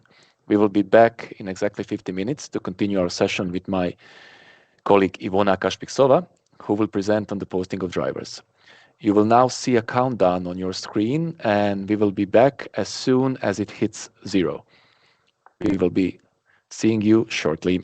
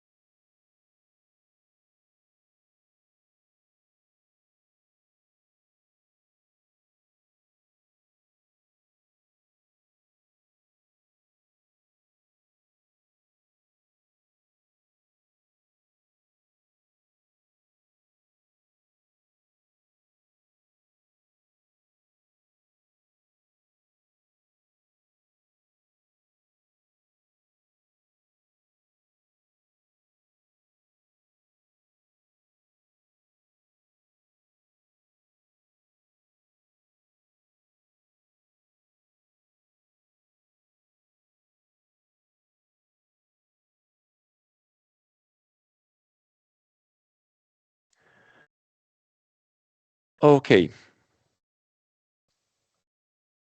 Welcome back, everyone. Welcome back to our ELA live information session. We are continuing our event, and it is my great pleasure to invite my colleague Ivona Kašpiksova to present on the topic of posting of drivers. Ivona, please, the floor is yours. I hope that everyone hears me well, and I can start with my presentation on posting of drivers. So it's always good to be presenting after driving and rest time, because in that perspective, posting doesn't seem that difficult. But in case after our presentations you think that this is still difficult, it's not. If you just repeat these rules every day, then they become quite easy. So just bear with us. You know, we have a lot of materials, as Monica said. This is not our first session. There is a lot of available materials already on YouTube. You can rewatch them, listen to our voices throughout the year. And I think in the next 2 months before the rules actually apply, you'll be able to face them. But of course, jokes aside, we are here to explain in detail the rules about posting of drivers.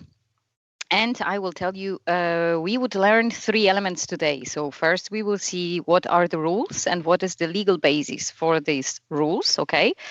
Especially here in Ireland, there is an additional interesting legal basis, which is, of course, the TCA agreement, which is interesting to, let's say, to the operators operating in this geographic area. And the second part, which we will learn today, will be the types of operations that are covered or not covered by posting rules. So we will see some maps. We will try to identify where and if the posting starts and when it starts or when it finishes. Okay, so there are important elements on these maps to spot. And last but not least, we will try to see the enforcement, which is divided between the roadside and then the online part through the IMI system. So 3 elements to learn today. Let us start. Okay, and my clicker stopped working, but let me see. How is it possible that my clicker doesn't work? I tested it. Okay, it doesn't. Can we recheck? I will try to. If we could just relaunch the presentation, Yes, we it will. should be fine then.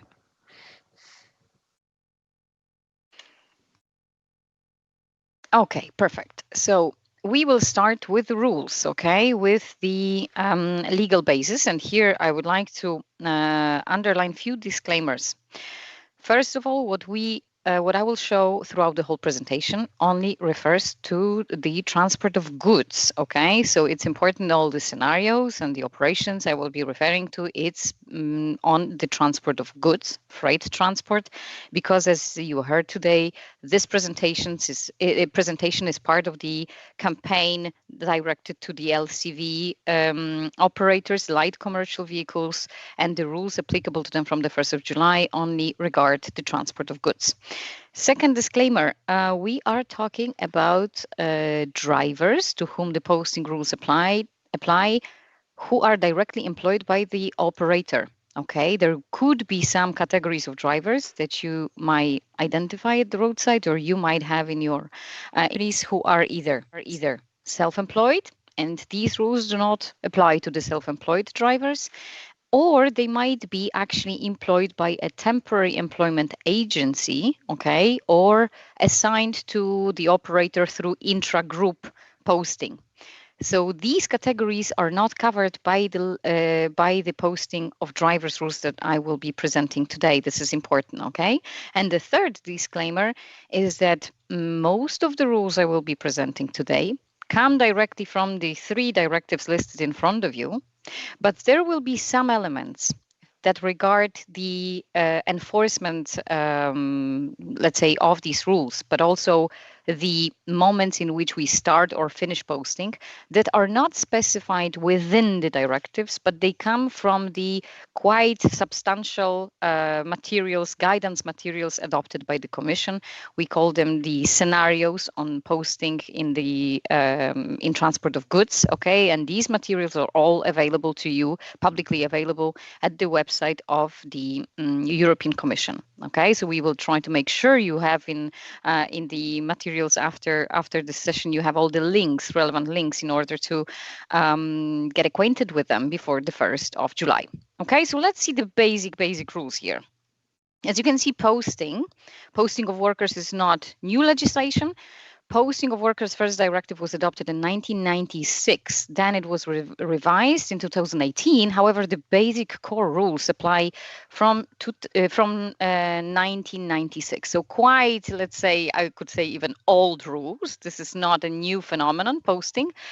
And in 2014, these rules were strengthened through enforcement directive. Okay, you can see in the middle, the enforcement directive, precise enforcement practices that are applicable to companies which post workers.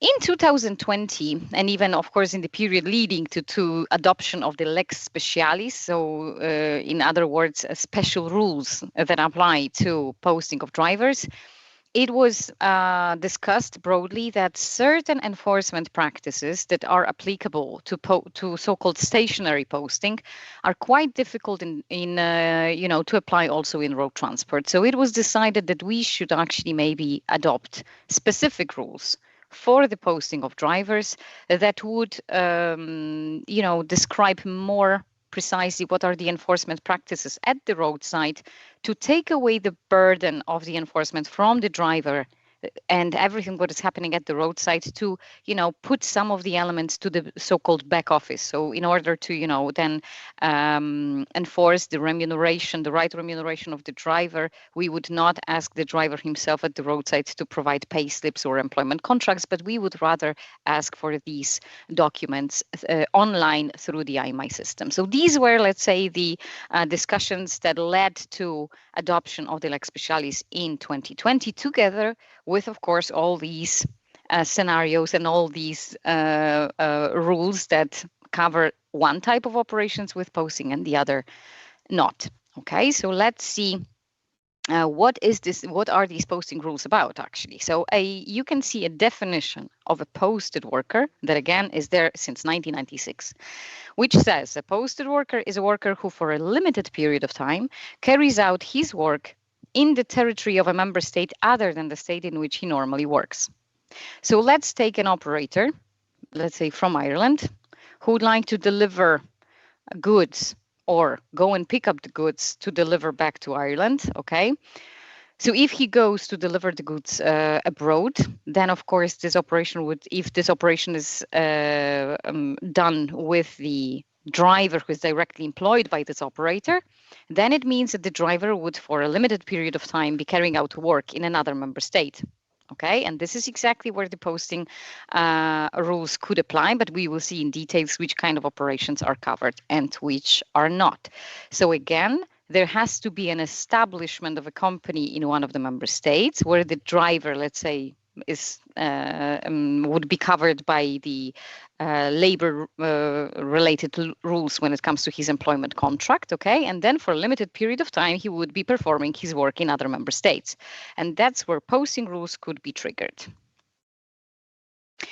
Okay, so in 2020, there was an adoption of the so-called Lex Specialis that in Article 1 are entitled specific rules on the posting of drivers, okay? So in total, you will have 3 directives that speak about posting, but 1 directive from 2020 that speaks about the posting of drivers in the road transport sector.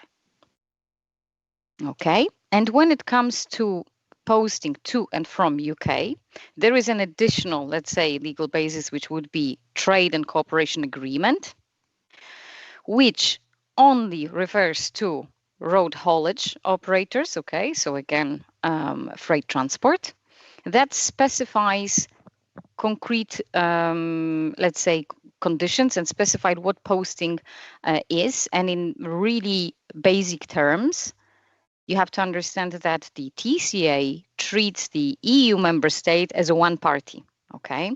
And UK is a one party to this agreement. All the member states are another party to this agreement.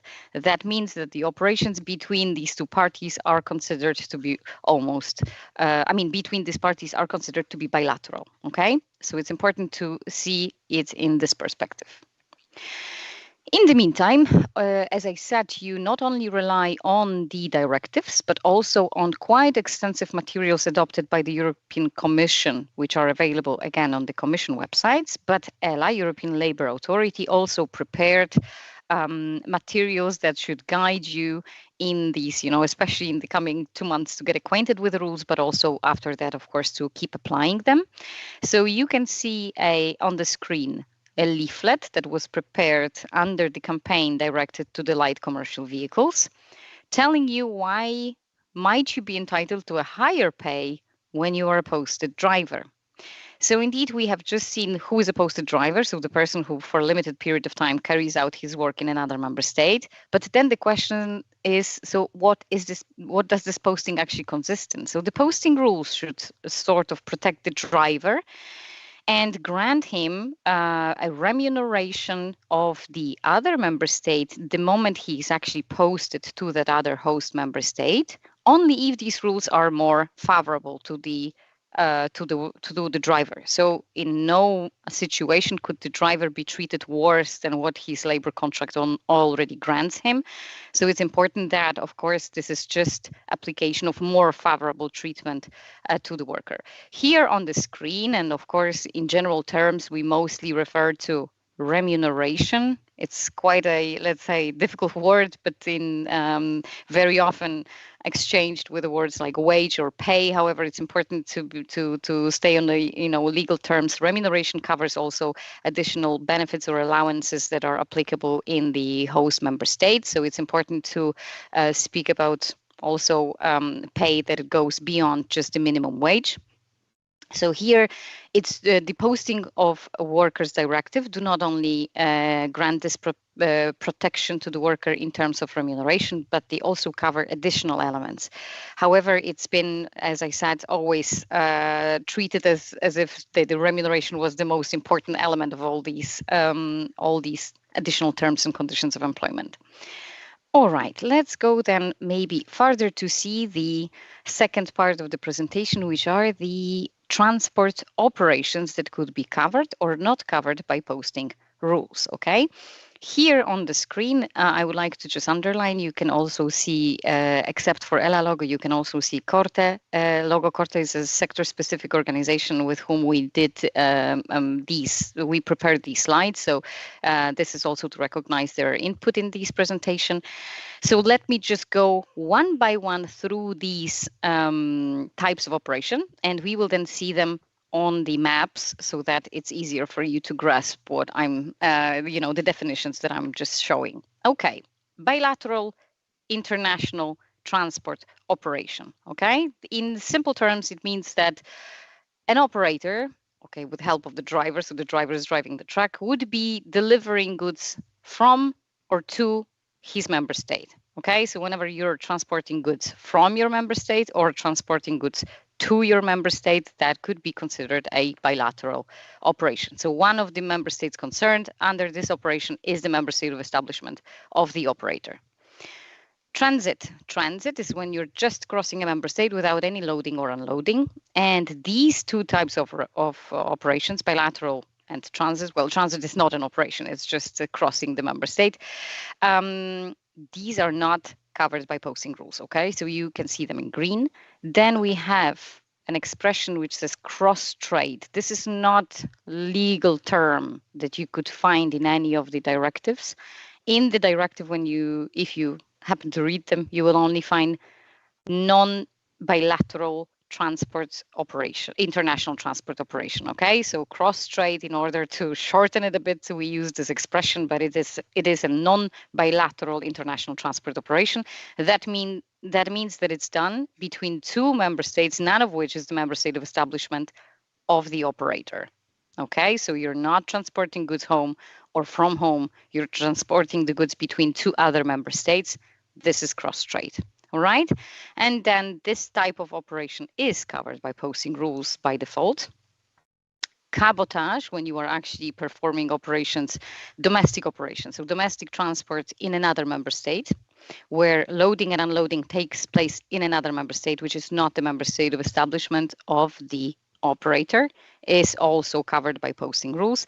And then we will see different application of posting depending when it comes to unladen journeys, depending of what is the unladen journey leading leading to. So whether it's leading towards an operation which will be covered by posting rules, or maybe the unladen journey is an unladen journey home. Okay, and then the posting would not apply. Okay, these are definitions, but I think that if we show them on the map, these will be quite, okay, my clicker doesn't work again. Let me see why. I think we have to intervene. Doesn't, okay.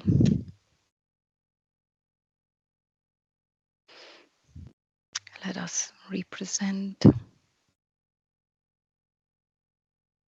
Okay. So before I show the maps, let us just describe the symbols used, okay? Laden journey will be described with a normal line, unladen journey with an interrupted dots, okay, interrupted line, then a sea leg of a journey with these blue interrupted lines. Loading will be indicated with a letter L, okay, and depending on the number of operations, you will see when the loading where the loading will take place, indicated by L, unloading with U, and then indication of the operator's member state of establishment will be on the left upper corner with of course abbreviation of the member states. Roadside check might pop up on some slides, but that is not now important for you. All right, so let us go towards the first operation to see that on the map. As said, bilateral international transport operation is not covered by posting, and this is an operation where an operator is performing a transport from or to his member state of establishment. Okay, let's see that on the map. So I will continue with this pattern of showing always the member state of establishment of the company in the upper left corner. Okay, this is a fundamental information because that is an element that actually then triggers posting or not, okay, depending on where the operations take place. So we will show now a bilateral operation performed by Italian transport operator. Okay, so let's see where the loading takes place. In Italy, this is the member state of establishment of this operator.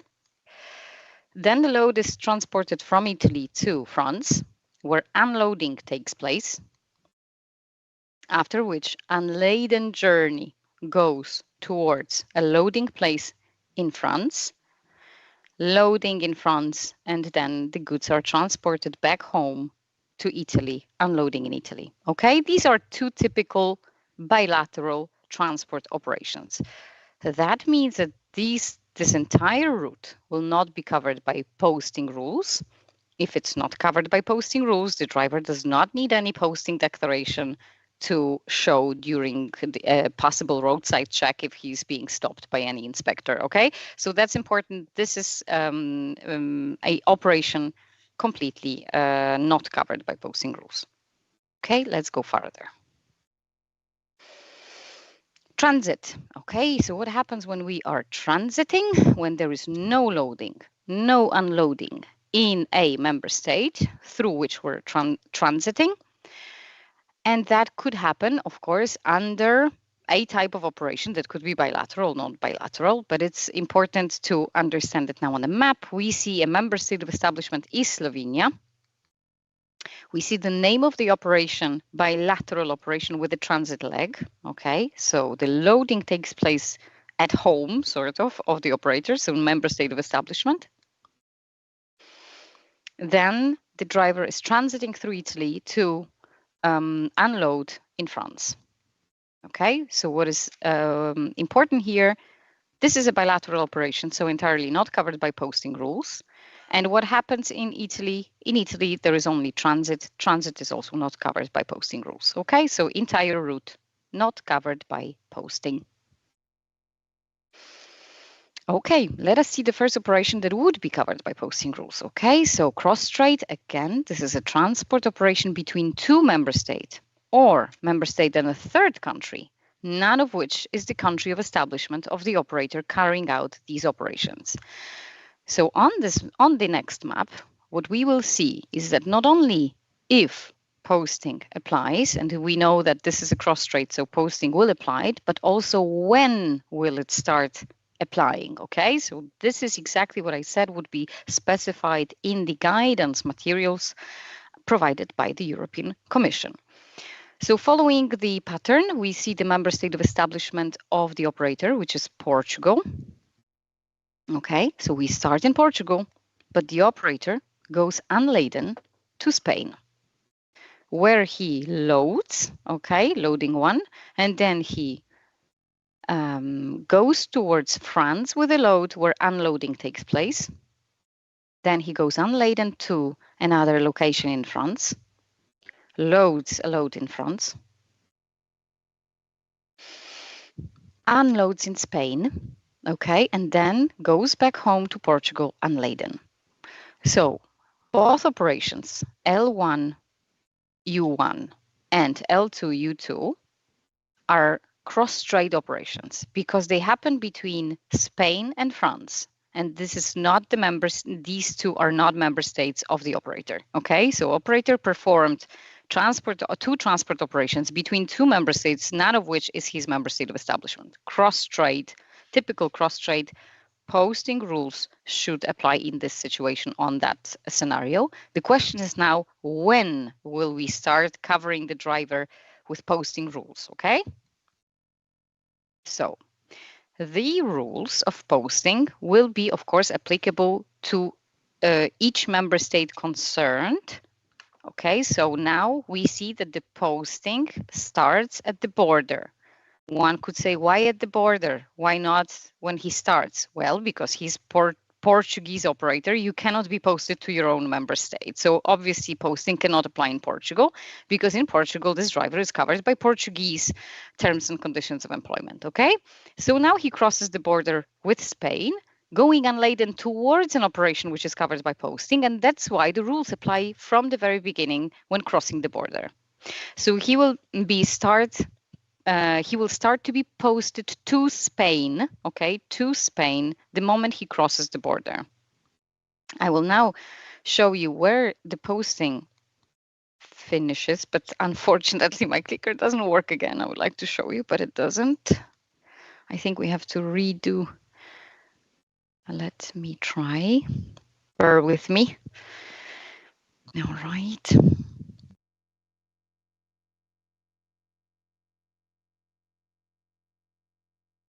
Okay.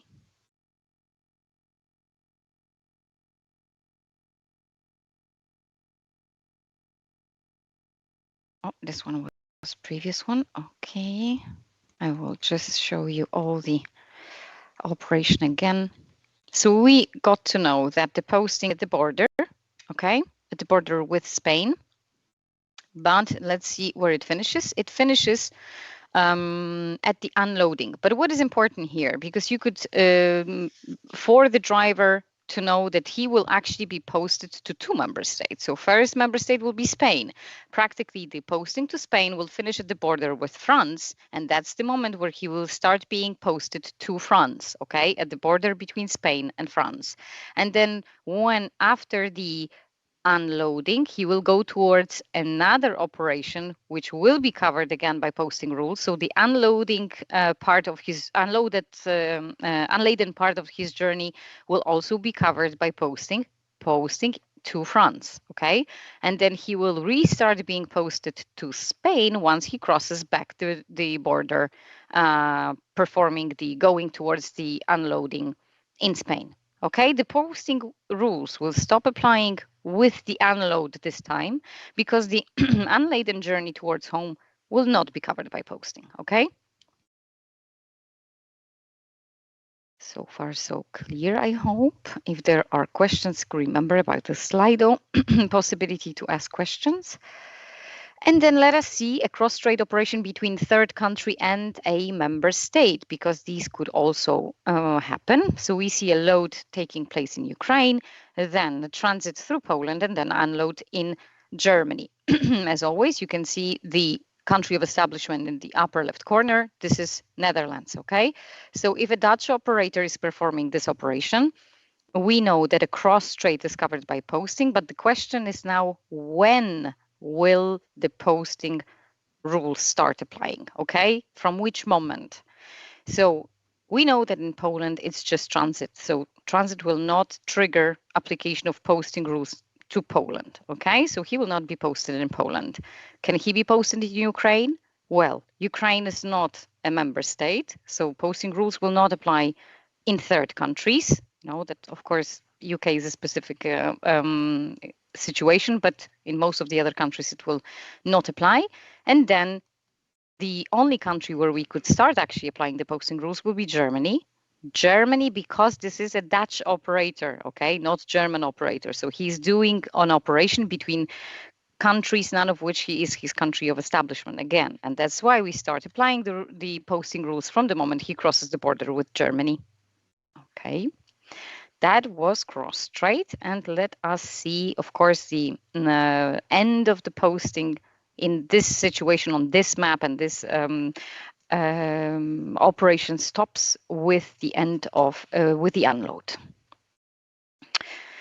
Okay, that's a cross strait. Let's see cabotage. Cabotage is domestic transport operation carried out entirely in another member state.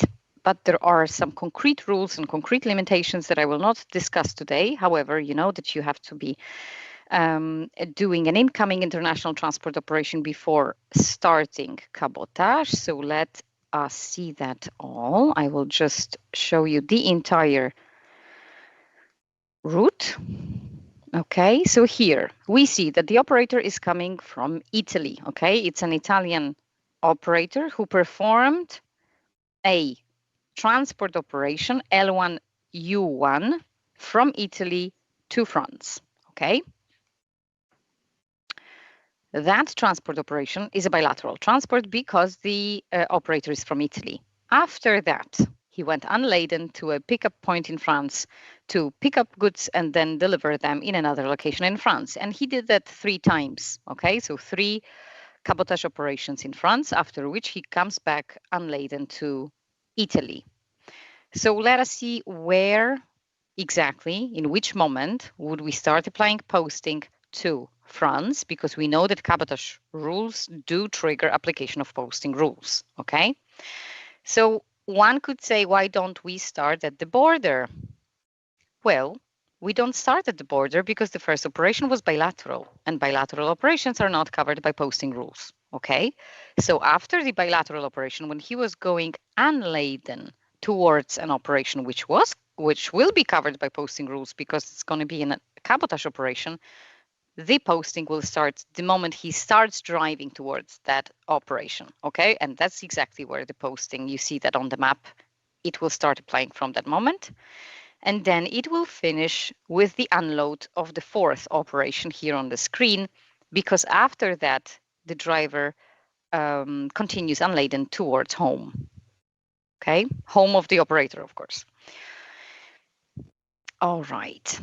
If a journey with a load is subject to the obligation to post driver, the obligation also occurs during the preceding journey without a load. You can see that on the screen.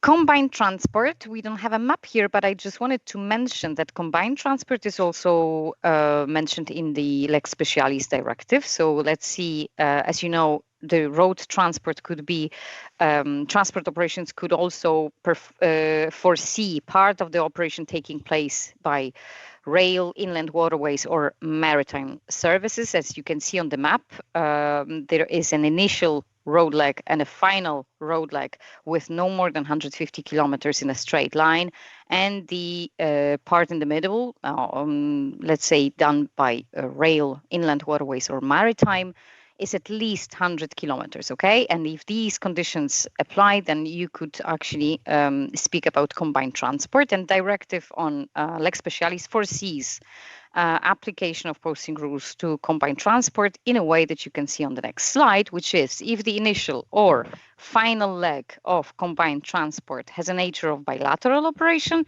then we do not apply posting rules. If this initial or final leg of combined transport has nature of cross-trade or cabotage, then yes, you do apply posting rules. Okay, so that's just to take into account, especially in cases of islands in EU, and that of course would foresee combined transport.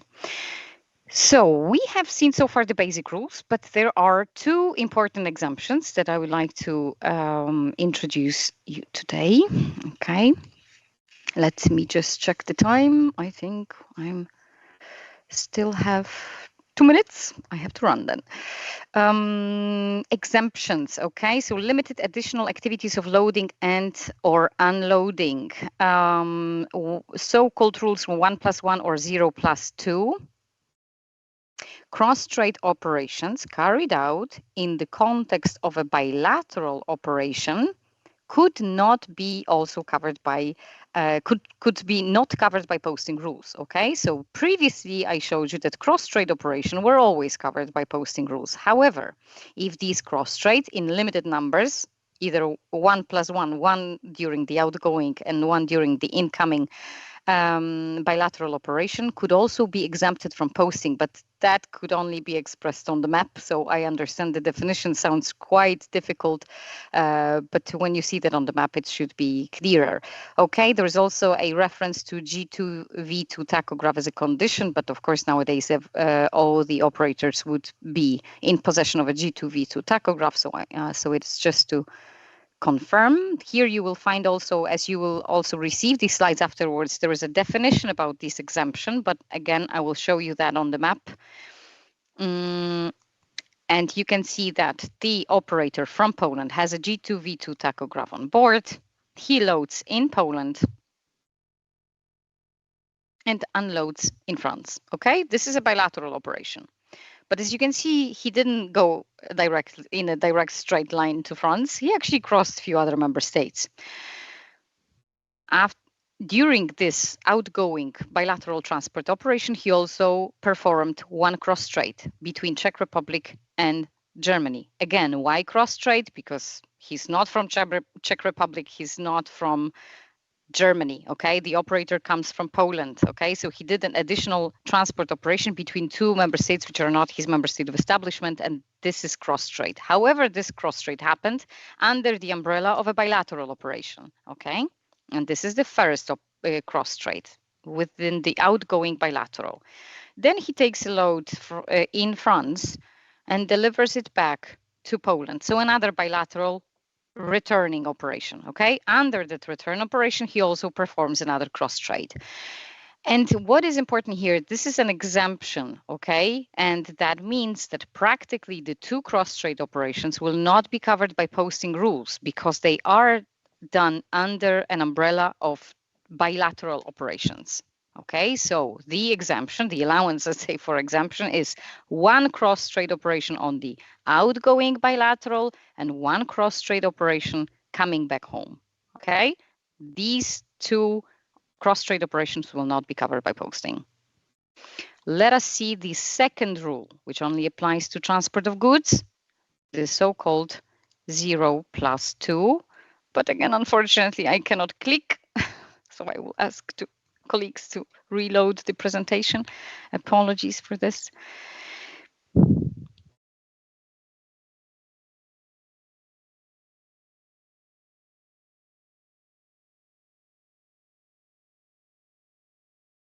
Okay. And let us see the 0+2 then. This time is an Irish operator with a G2V2. Okay. He loads in Ireland, then goes directly to Sweden to unload in Sweden. So it's a bilateral operation, after which he goes to Poland, loads in Poland, and then delivers goods back home. So as you can see, two bilateral operations. First, he took goods from Ireland, which is the member state of establishment, to Sweden, a bilateral operation.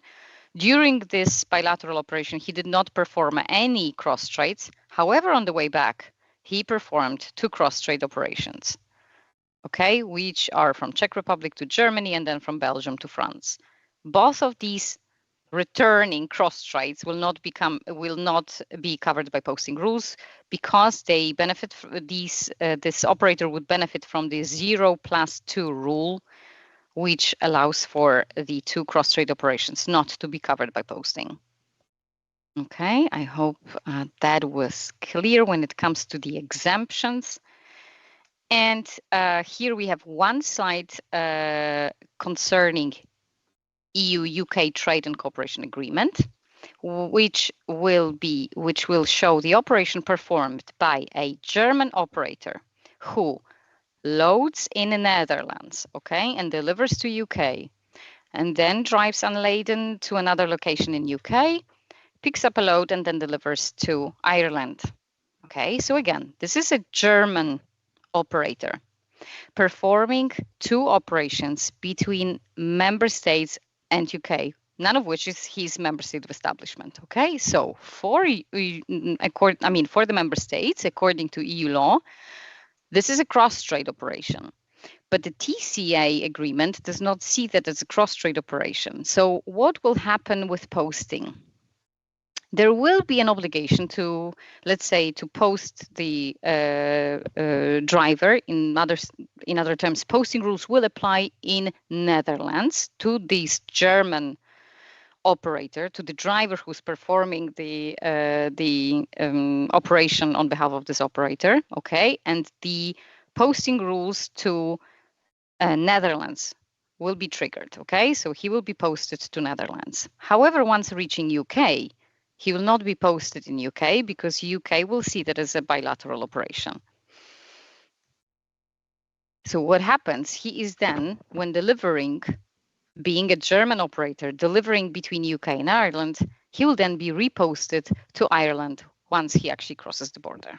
Okay, so that's important to see how these rules are actually applied in practice. All right, but because the time is running, I will just quickly show you. And of course, the end of obligation to post worker is at the unloading. Quickly, the enforcement practices. So what is requested from a posted driver at the roadside?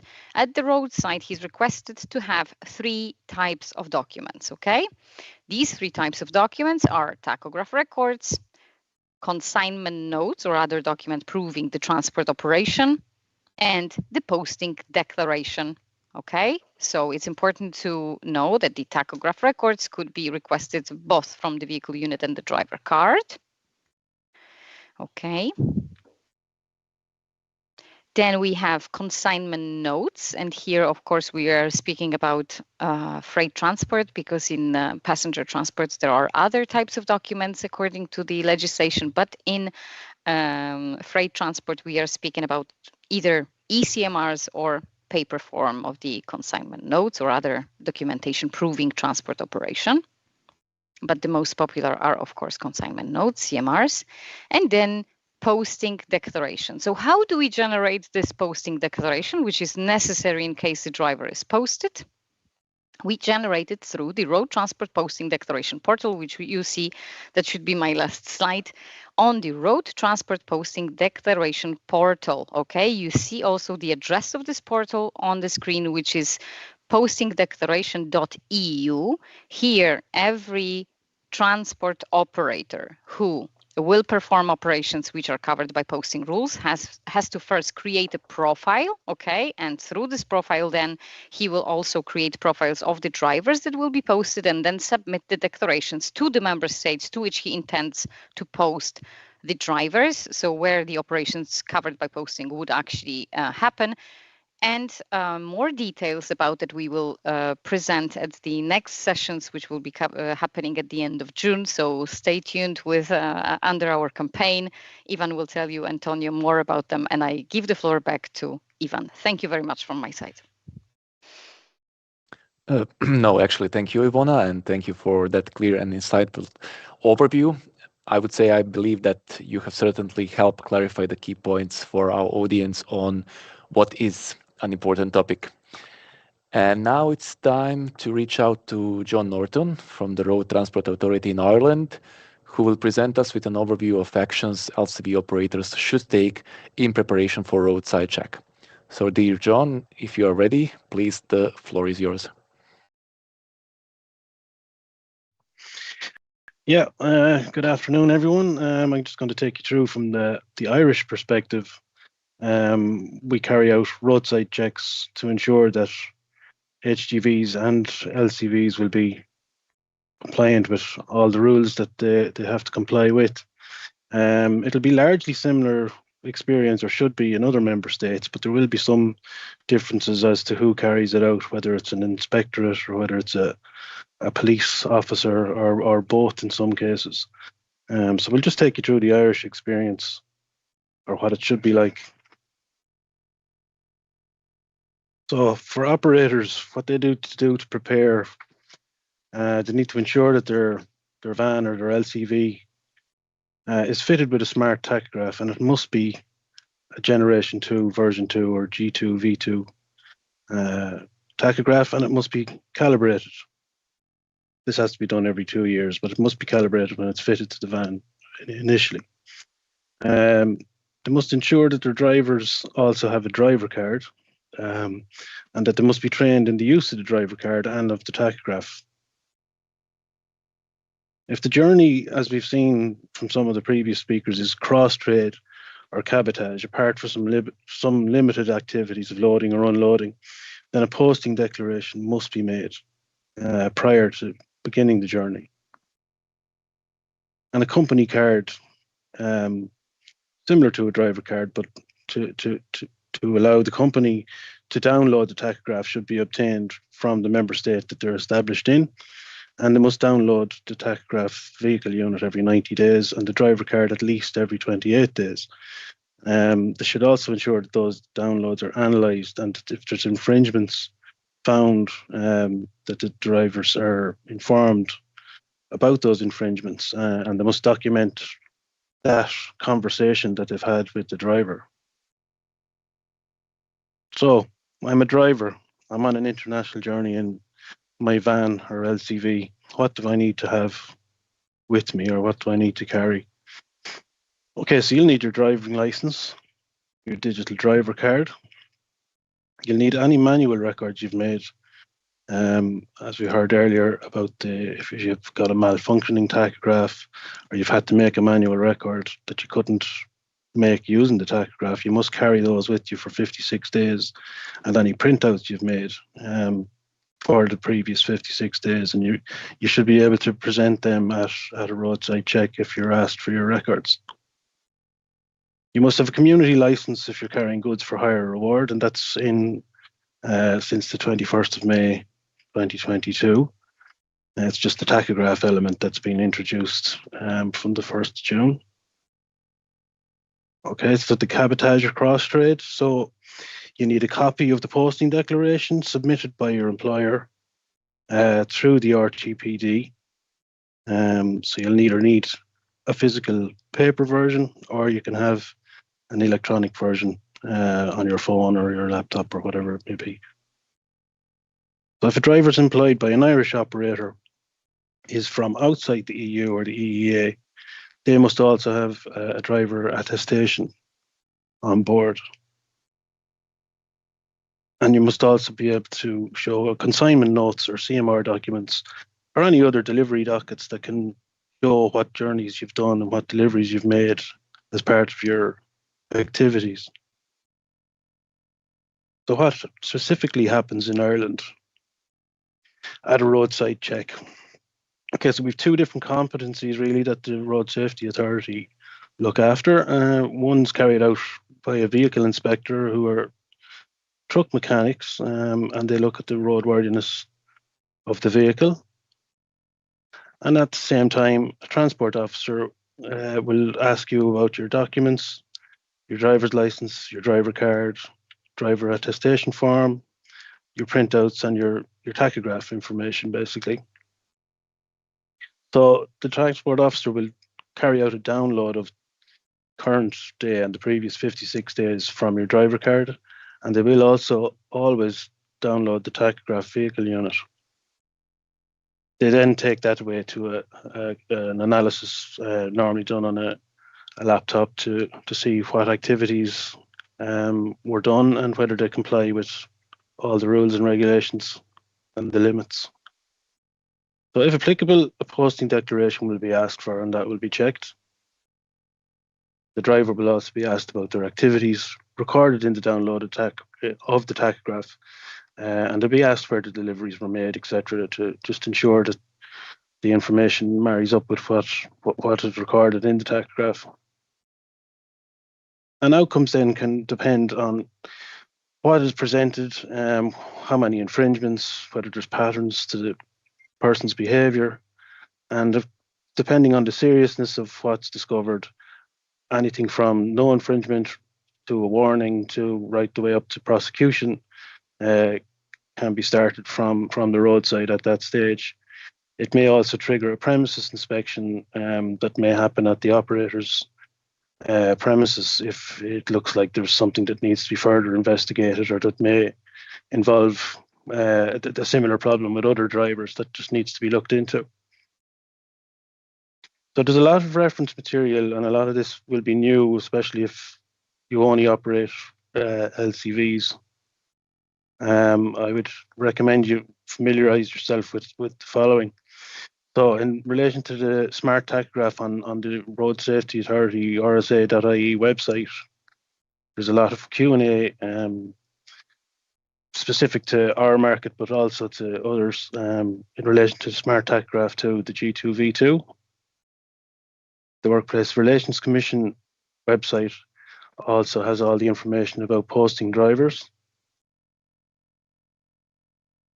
Also on RSA, another part of our website, you can apply online for a driver card or for a company card to allow you to download your tachograph vehicle unit. And if you have an LCV that needs to have a tachograph fitted and doesn't have a tachograph, or it has an old tachograph and needs to be retrofitted with a G2V2, the NSAI website, that link there will tell you where the workshops are local to you. And if you wish to apply for a road transport operator's license, that's the link there to the RTAL website. Just a few more, but this is all relevant information and it's all accurate information. So it's important that you do actually go in and read some of this. The tachograph in general, there's very, very good information on the European Commission website there. And also in relation to the mobility package, which were the main changes really over the last 5 or 6 years in relation to driver's hours and tachograph and transport, basically. And then there's an excellent presentation on the European Labour Authority's website in relation to LCVs, and it just breaks it down into very simple terms as to what the main rules are that apply to you, but the more in-depth stuff is available on those other links. Okay, and that's it. Back to Ivan. Thank you. No, thank you actually, John. And now we move right away to Fidelma Hardiman from the Workplace Relations Commission for her presentation on ensuring compliance. Dear Fidelma, if you are ready, the floor is yours. Good morning, everyone. I'm Fidelma Hardiman, so I'm a regional manager within the Workplace Relations Commission. So my role here today is just to give you some basic information in relation to the WRC and what you can actually expect if we are at a roadside stop with our colleagues from the Road Safety Authority. So I suppose just to start with, for those of you that aren't familiar with the WRC, our role is there on screen. It's basically to ensure compliance with employment legislation. We are impartial in all of our inspections. We ensure the legislation is being complied with, and therefore both employers and employees are protected at all times. So we have a regionalised structure. We have 5 offices, one in Dublin, Ennis, Carlow, Cork and Sligo. So we have inspectors based in all of those regions and carrying out inspections in the respective counties within those regions. Night work is a key element of our inspection strategy. So our inspectors would be out at night operating in terms of inspections in towns, businesses that are open after regular office hours. And we're also authorised officers under the Employment Permit Acts, which means that we monitor compliance with employment permits when the department issues them to employers. So just generally, inspectors' powers, it's important to know for yourselves what we're allowed to do and the reason why we ask for certain things. So in accordance with the Workplace Relations Act, inspectors have the power to enter a premises or place of work at all reasonable times where we believe that there is an employer or an employee relationship. So what we deem as a reasonable time is basically when the business is open and operating. It means that we can enter and we can look to carry out an inspection. So at the premises, we can inspect and take away copies of records, books, documents, whichever we deem there to be an employment record. We can remove them, we can inspect them. Importantly as well, we can require any person at the place of work to give us information which we deem necessary in order to carry out our functions under the Act. And that can be the employer or the employee. So we can require either or to give us the information that we require. And we can examine the records there on site as well. It's an offence to obstruct an inspector in the course of exercising their powers. So it's important that if you come across an inspector or we're aiming to carry out an inspection, that you actually cooperate with us, because it is an offence prosecutable in the district court to obstruct us in the course of our duties. So joint investigation units, and I suppose this is where it becomes important and relevant for our work with the Road Safety Authority. All WRC inspectors are what we call JIU officers, and what they are is inspections that are carried out with colleagues from, it can be the Revenue Commissioners, so Department of Social Protection, An Garda Síochána, the Road Safety Authority, the Private Security Authority, and the Marine Survey Office. So it can be with one or all or multiple of those combinations can carry out inspections at any time together. I suppose the purpose of doing it is it's an effective way to carry out an inspection of an employer without, I suppose the employer might think it's minimal disruption, but we would see it as minimal disruption because it's one visit where all inspectors can look at the records that they need at one time without having to come in on multiple days. So just to focus then on our cooperation with the RSA, we do carry out roadside stops with the RSA. And what your drivers would be asked at those roadside stops, and it's important to know the questions that we ask so that they have the information available. Obviously, the name of the employer, the location of the employer, their own details, so their name, their date of birth and their nationality, information in relation to postings if applicable, and general employment rights information. So we would be asking the drivers, for example, do they get a pay slip? How much are they paid? Do they have a contract of terms and conditions of employment? In relation to nationality, depending on where the driver is from, if they're outside the European Economic Area, we would also look for proof that the driver has an entitlement to work within the state. So that could be an employment permit issued by the Department of Enterprise, Tourism and Employment, or some other relevant form of documentation. So depending on the outcome of that interview, a follow-up inspection could take place at the employer's place of work, where we would look for more detailed records.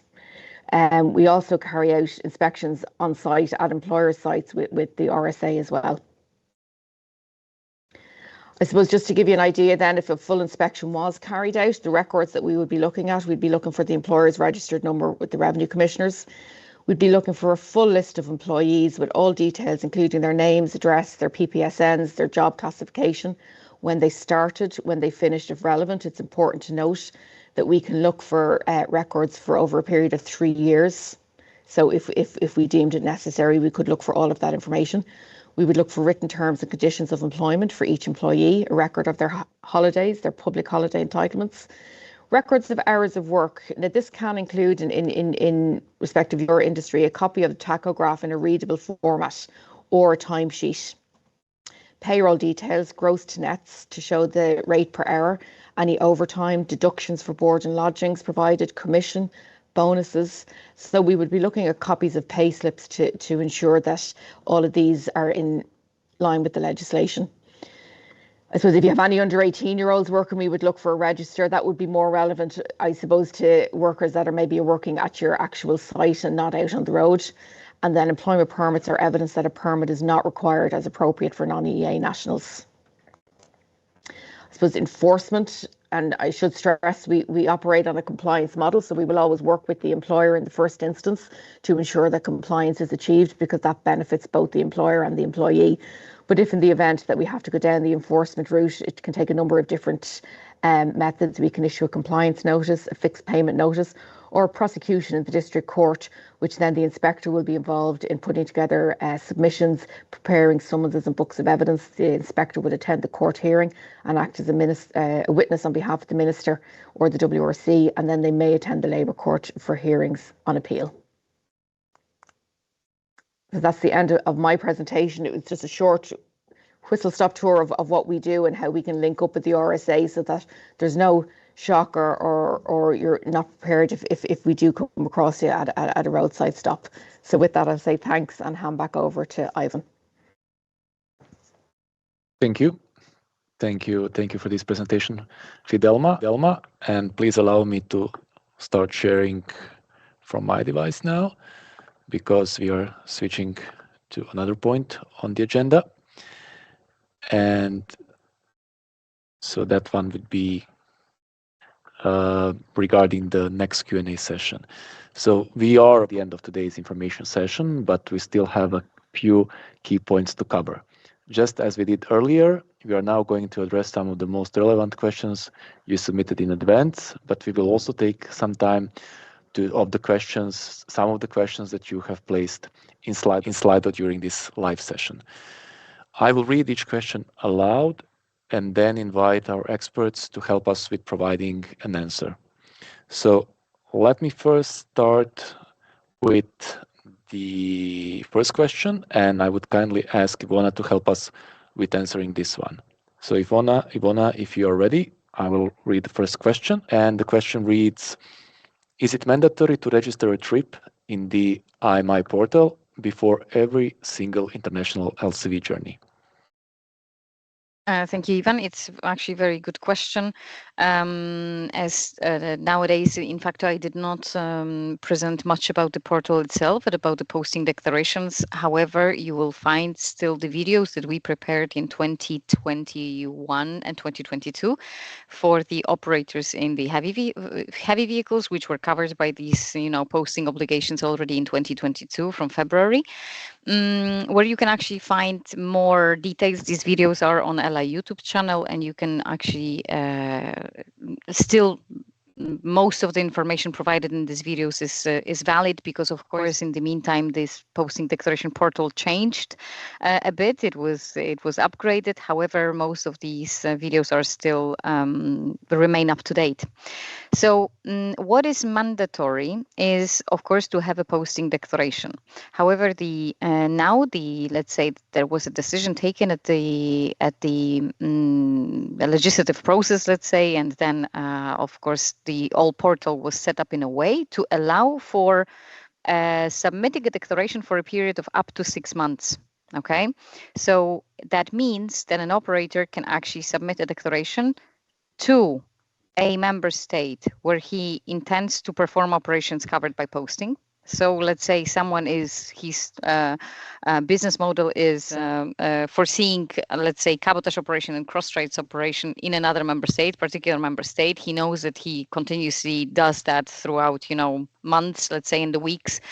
Then the possibility to submit a declaration for 6 months is, of course, to accommodate the need of the business, not to, overburden companies in order to submit every single information about every single operation separately. Okay, but at the same time, it is important to remember that according to the legislation, it is requested to keep these declarations up to date. So we would make a call to the operators not to submit declarations, to all of the member states for all of the 6 months if they really do not intend to perform operations in all of these member states in the, let's say, next 6 months. Because, of course, it is possible to submit a declaration for an envisaged posting. Of course, the situation may change, but then it is requested to, to update them, keeping them up to date. So if you do not intend to go somewhere, it is better not to submit a declaration there, as that just overburdens the system. Thank you. No, actually, thank you for this detailed answer. And let me switch to another one. And this is also regarding the posting. So I will kindly ask you to stay with us. So does the posting of drivers rule apply to every international trip or only to cabotage and cross-trade? Okay, so that's a question. If someone just, let's say, connected to our meeting now in this moment. So this question, of course, finds an answer in the slides that I presented. So yes, there are certain types of operations that are covered by posting rules, and cabotage and cross trades are in general covered by posting rules. Cabotage always, okay, but in case of cross trades, there are exemptions that might apply in the moment that a cross trade operation is performed under a bilateral operation, which bilateral by default is not covered by posting. So I invite you again, if this is still unclear, to rewatch the presentation and get acquainted with the rules, which are then also quite well explained in the scenarios provided by the European Commission. Perfect. And we still have yet another question regarding the posting, and it also concerns the topic that you already covered during the presentation, but nevertheless, it's always good to repeat on the important aspects. So the question is, what documents must I carry in the van to prove compliance with posting rules during a roadside check? Yes, so of course, posting is not, will not be like a isolated element of the roadside check. However, only for posting, according to the directive for posting of drivers, like specialis, you should have 3 types of documents. Yes, so there is a posting declaration, tachograph records, and the consignment notes in the transport of goods. However, of course, as you also heard from the presentation of our SA colleague here, you will be asked for more documents because, of course, the roadside check normally also foresees the check of other pieces of legislation. So yes, again, only in terms with posting rules, we talk about 3 documents, and they are listed in the posting directive. So again, posting declaration, tachograph records, consignment notes. Perfect. And the last one regarding the posting is the simple question. Again, the type of transport operation that is considered to be posting, and the question reads: are bilateral transport operations exempt from posting rules? Yes, bilateral operations are not covered by posting rules. That means that if you as an operator only perform these types of operations, you do not even have to create a profile at the RTPD portal. You don't have to submit declarations for these kind of operations, okay? So depending on whether you exclusively do bilateral transport, which means that you are either delivering goods from the member state of establishment of the operator or to the member state of establishment of the operator, and then posting rules do not apply. So all the administrative requirements that are connected with it do not apply. Once again, thank you, Ivona. Thank you for clarifying on that one. And now I would like to give the floor or invite Luca Tassoni from the European Commission to help us with answering a couple of following questions. So Luca, if you are ready, I would read the first question. So the first question is this applicable to all LCV drivers or just those involved in international carriage? And are there any exemption or special rules for specific professions such as butchers, caterers, or other food-related trades and small companies? Thank you. Yes, the obligation is applicable, as we said, in international transport or in the cabotage operations. Of course, we saw also the definition of international carriage, which is provided by Regulation 1072. And yes, again, if the transport is limited, confined to the national borders, to the national territory, there is not the obligation of fitting the LCVs with the tachograph. And if there are special exemptions, we saw that the point HA that was added with the mobility package together with the new provision, there is also an exemption which is provided for the own account, and also another condition that should be met is that driving does not constitute the main activity. So for all the type of transports, if all the conditions for the definition of own account are met, and also the condition related to the driving not constituting the main activity, so this is a situation that fall within the exception provided in Article 3. Perfect. Thank you, Luca, for this one. We still have additional question, and this is a rather short one. So will LCV speed also be limited to 100 kilometers per hour?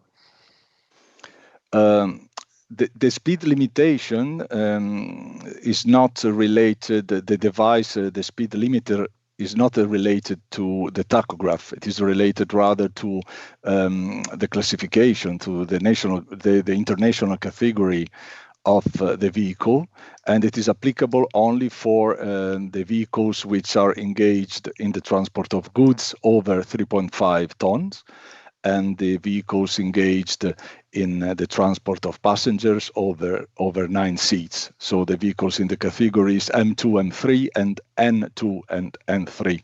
And the LCVs are classified in the category N1. So for the LCVs does not apply the speed limitation, and also the device, the speed limiter. Thank you. And the next question on the list is, will there be any grace period where control authorities will not penalize drivers still learning the new system? For the moment, no grace period is envisaged, and so the new provisions should apply starting from the 1st of July 2026. Thank you. This one was pretty straightforward, I would say. And the second question is, in the case of a bilateral transport operation, so in this case, Romania and Hungary, operated by a Romanian LCV driver, when should the tachograph registration be started? As already also Seamus replied to a similar questions, the obligation starts from the starting of the operation itself. So from the point of departure, the border is not relevant in this situation, because the international operation starts as soon as the vehicle leaves the point of departure in the country of registration. Thank you. And we have yet another question, which is more related to the geographic aspects, let's put it like that, of the trip. So can you please confirm that these new rules do not apply to vehicles if they do not travel from Republic of Ireland to the north of Ireland or the UK and EU? Yes, that's also similar to the previous question on the domestic or international transport. If in this case the vehicle, the transport is limited, is performed by a vehicle registered in the Republic of Ireland and is limited in the territory of the Republic of Ireland. So in this case, this is a domestic national transport which does not fall within the international transport, so it is not subject to the obligation of the tachograph. Thank you. And I have just one more question for you, Luca. So in the event of a roadside check after the 1st of July, how should an LCV driver document the last 56 days concerning that there are still no tachograph records available?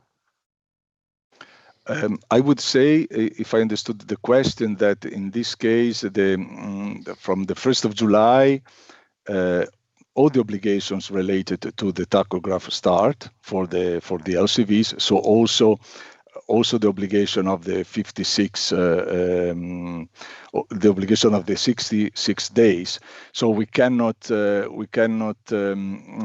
ask that a vehicle is able to provide evidence or to record the days that are before the 1st of July.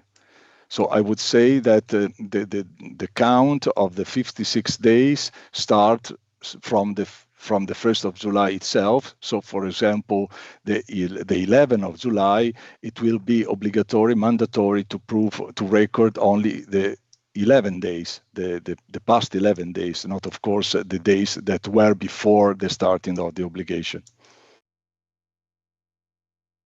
Thank you, Luca, for providing the clarification on this as well. And I would also like to once again thank all of the speakers who participated in the Q&A slot. So thank you, Seamus, thank you, Bona, and thank you, Luca, once again.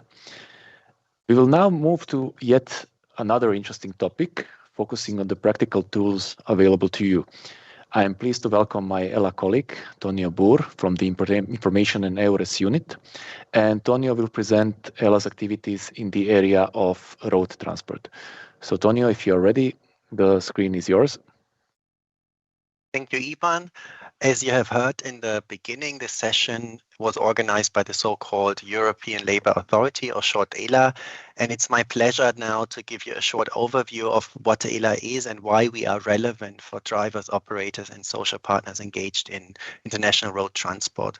There are a couple of very useful information resources which I will present and which can support you in learning more about the new rules for light commercial vehicles. As was mentioned several times already, we will make available all the presentations, including this one, so you can read up later and use all the links which we provide. I want to catch your attention now with a bit of a provocative statement, which underlines how important events like this one are. The statement you can see here is something that might concern you when you're conducting certain international transports, namely posting. And this statement is something that we hear a lot from workers and employers who are engaged in posting. And here you see now a possible solution for this challenge, and that's very easy. It's the availability of accurate, up-to-date, and easily understandable information. So do not worry, we're here to help, and I will now show you how we can support you. Very quickly, I just want to tell you a little bit about the European Labour Authority, or ELA. It's one of the newest EU agencies, a so-called supervisory and implementing authority, and it's located in Bratislava in Slovakia and was only founded in 2019 with the main goal of facilitating labour mobility, like, for example, the possibility for operators of light commercial vehicles and drivers to offer their services EU-wide. So in a nutshell, we make sure that the European rules on labour mobility are applied, what we say, in a fair, simple and effective way to help strengthen fairness and trust in our most precious good, the EU internal market. We do this through three pillars that you can see here on the slide. So we have the information pillar. This is where I work with the main goal of facilitating access to information. We have the cooperation pillar. It supports cooperation and information exchange between member states and various stakeholders. And we have the enforcement pillar, which enhances cross-border enforcement of labour mobility regulation by, for example, coordinating cross-border inspections and enforcement actions. Now, let's look in more detail at what we do for drivers, operators, and social partners in international road transport. We organize road transport local information events, road shows, and online information sessions like the one today. They can be on-site or online in different EU member states, and they target drivers, operators, and social partners and cover different aspects of labor mobility in road transport. There are also very practice-oriented resources which can help you understand the rules of Mobility Package 1. They have been prepared as a part of our former campaign that you can see on the slide here. It's called Road to Fair Transport, and the campaign includes flyers about, for example, driving and rest time rules, but also about posting. And they are available in all EU languages and even a couple of relevant non-EU languages. And it can be downloaded free of charge on ELA's website. So if you click on the pictures on this slide, you will automatically be directed to the respective resource. Keep in mind, it's free of charge and available in many different languages. We have videos, leaflets, infographics, posters, and other knowledge resources. You can also see on this slide that we are developing and implementing other helpful tools targeted at supporting operators, drivers, and social partners in the international road transport sector. Currently, for example, we are working on a so-called remuneration tool aimed at creating transparency about the applicable remuneration for posted drivers in international freight transport. We will inform all relevant stakeholders once this important tool is ready for use. I would also like to inform you about the campaign that my colleagues have already spoken about. It concerns the new rules which apply to you as of 1st of July 2026. The campaign is called Light Vehicles Big Changes, and it targets drivers and operators of light commercial vehicles. Through the campaign, we inform about mandatory rules concerning driving and rest time rules, the use of the smart tachograph version 2, and the rules connected to the posting of drivers. So if you click on the link which is on this slide, it will lead you to our campaign website. There's a lot of useful information on the rules and its application. There's a downloadable flyer which sums up the most relevant points for you, and more material will follow in the course of the year. For now, the material is in English, but we're in the process of adding other EU and third country languages. We will also organize more webinars like these. Another one is scheduled for 30 June this year, one day before the application of the new rules. And you will find more information on these in due time in the events section of ELA's website. And I have included the link on the bottom of this slide. The European Commission, and my colleague has already spoken about it a little bit, also makes available useful information about road transport. If you click on the link on this slide, it will lead you to the webpage on EU rules for working in road transport. There's a lot of details about all relevant aspects of the rules. And you can see on the left-hand side the different topics ranging from driving and rest times, use of tachograph, posting, and information on the minimum wage which applies to posted workers. This is a very important issue that has been mentioned before. It's the minimum or a collective agreement wage which applies to posted drivers. Again, this website is available in different languages, and I have included the link at the bottom of the slide. The next information resource is ELA's website. We have a special section on the social aspects of international road transport, and the slide shows you how to navigate to the relevant topics. We make available information on the legal background of the provisions in force in the road transport sector, but the website will also guide you to the campaign materials of Road to Fair Transport, the campaign I have mentioned earlier. All the material is available in several languages and free of charge. This is the official information website of the European Commission on Mobility Package 1. You can find definitions, explanations, and specifications on the applicable European rules in international road transport. There's also a very comprehensive FAQ section with answers to some very relevant questions, which many of you might have already asked yourself when on the road or when planning a route now. And here on this slide, you can see the entry point to the so-called Road Transport Posting Declaration portal. Again, it was mentioned by Ivona earlier. So I think this is some of the most important resources which we have put together on those slides. I'd like to share another important topic with you, and this concerns international skilled drivers in international road transport. ELA is host to EURES. It's the European Employment Services. It's a cooperation network designed to facilitate the free movement of workers within the EU member states, including Switzerland, Iceland, Liechtenstein, and Norway. And it helps people find jobs, and it can help employers or operators find drivers across Europe. As an employer, you can search for candidates according to your preset needs. And as an employee, you can upload your CV and create a profile so that potential employers can find and hire you. The prerequisite is a so-called EU login. It's also free of charge, and it gives you access to many useful EU services. You can find the link again on this slide. Finally, I would like to acquaint you with Solvit. It's a free service provided by the EU to help citizens, but also businesses, to resolve problems they encounter with public authorities in another EU country. Solvit can help if you're facing unfair rules or decisions from public authorities in another EU country, or if your EU rights are being breached and you haven't taken the case to court yet.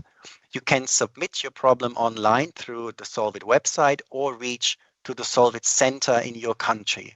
Solvit gives legal background information and, if need be, reminds authorities of your EU rights and works with them to fix the issue. This is it. I hope the information I've shared with you today is useful for you and that it will also help you navigate through the new rules which will apply to LCVs as of 1st of July 2026. Thank you for your attention, and I'm handing back to Ivan. Thank you, Tonio. Thank you for highlighting those valuable information sources. We for sure encourage our viewers to consult these sources to stay updated on the relevant rules. We are reaching the end of today's session, but we still have one final point on the agenda, and those are our closing remarks. I would now like to pass the floor to Justin Martin and Monica to offer their final thoughts. So, Justin, I will start with you. The floor is yours for your closing remarks, please. Thank you, Ivan. So just briefly, I'd really like to thank our colleagues today for their very insightful presentations. I really need to emphasize that the changes are significant that have been spoken about today, and putting systems in place to ensure compliance should be prioritized. And this is especially true for operators who do not have mixed fleets, and therefore they're not already familiar with the rules applicable to heavy goods vehicles that they would have in their fleet. So I appreciate this as owners, but these rules are designed to ensure minimum road safety standards and working conditions for drivers are met. But please don't panic. There is still time, and there's lots of help, as our previous speaker has outlined. There's lots of help available. For those of you based in Ireland, please visit our website and the Road Safety Authority, www.rsa.ie, where we have compiled comprehensive information on the Irish implementation of this and a list of FAQs. You can also use that website, our webpage, to link to the relevant ELA guidance that's been spoken about. So with that, I hope you enjoyed, and more importantly, I hope you took something very useful from today's event. The message for me is very simple. If you own or operate vehicles in scope of these new rules applying from the 1st of July 2026, you need to start planning and getting your training and your retrofit activity planned immediately. So I'll hand you over to Monica now for some very final remarks. Thank you. Thanks, Justin. So before we wrap up, I'm going to add to Justin's message. Just thank everyone who helped in making of this event. So my sincere thanks to the authorities in Ireland, the Road Safety Authority, the Department of Transport, and the Workplace Relations Commission for their cooperation and their continuous engagement in this awareness raising campaign. And I would also like to thank all my ELA colleagues, the ones who participated in this event, but also the ones behind the scenes, making sure that the event goes well. And very importantly, thank you to the audience for engaging. Our apologies as well for the technical issues on the way, but hopefully you were able to follow the presentations and the speakers and all the notes. But thank you for all the questions that were submitted, and thank you for being active in that sense. And please submit more questions, because we are planning another event, a wrap-up event on 30th of June. So these questions really help us to shape these events and to tailor the agendas that they really help the operators, drivers, and the authorities to prepare for the changes ahead. In the meantime, please follow the ELA social media for any updates on this topic and all the information on future sessions and materials. So thank you once again for your time and all valuable contributions today. Thank you. Thank you. Thank you both to Justin and Monica. And before we officially sign off, just a quick reminder. Please note that today's presentations will be available on the ELA website starting from tomorrow, so that is the 29th of April. And let me once again repeat that you can find the direct link in the description of this video. Additionally, a recording with interpretation in all EU official languages will be uploaded to the ELA YouTube channel in the coming weeks. So if you'd like to watch the recording of this session in your language, please follow our YouTube channel for future uploads.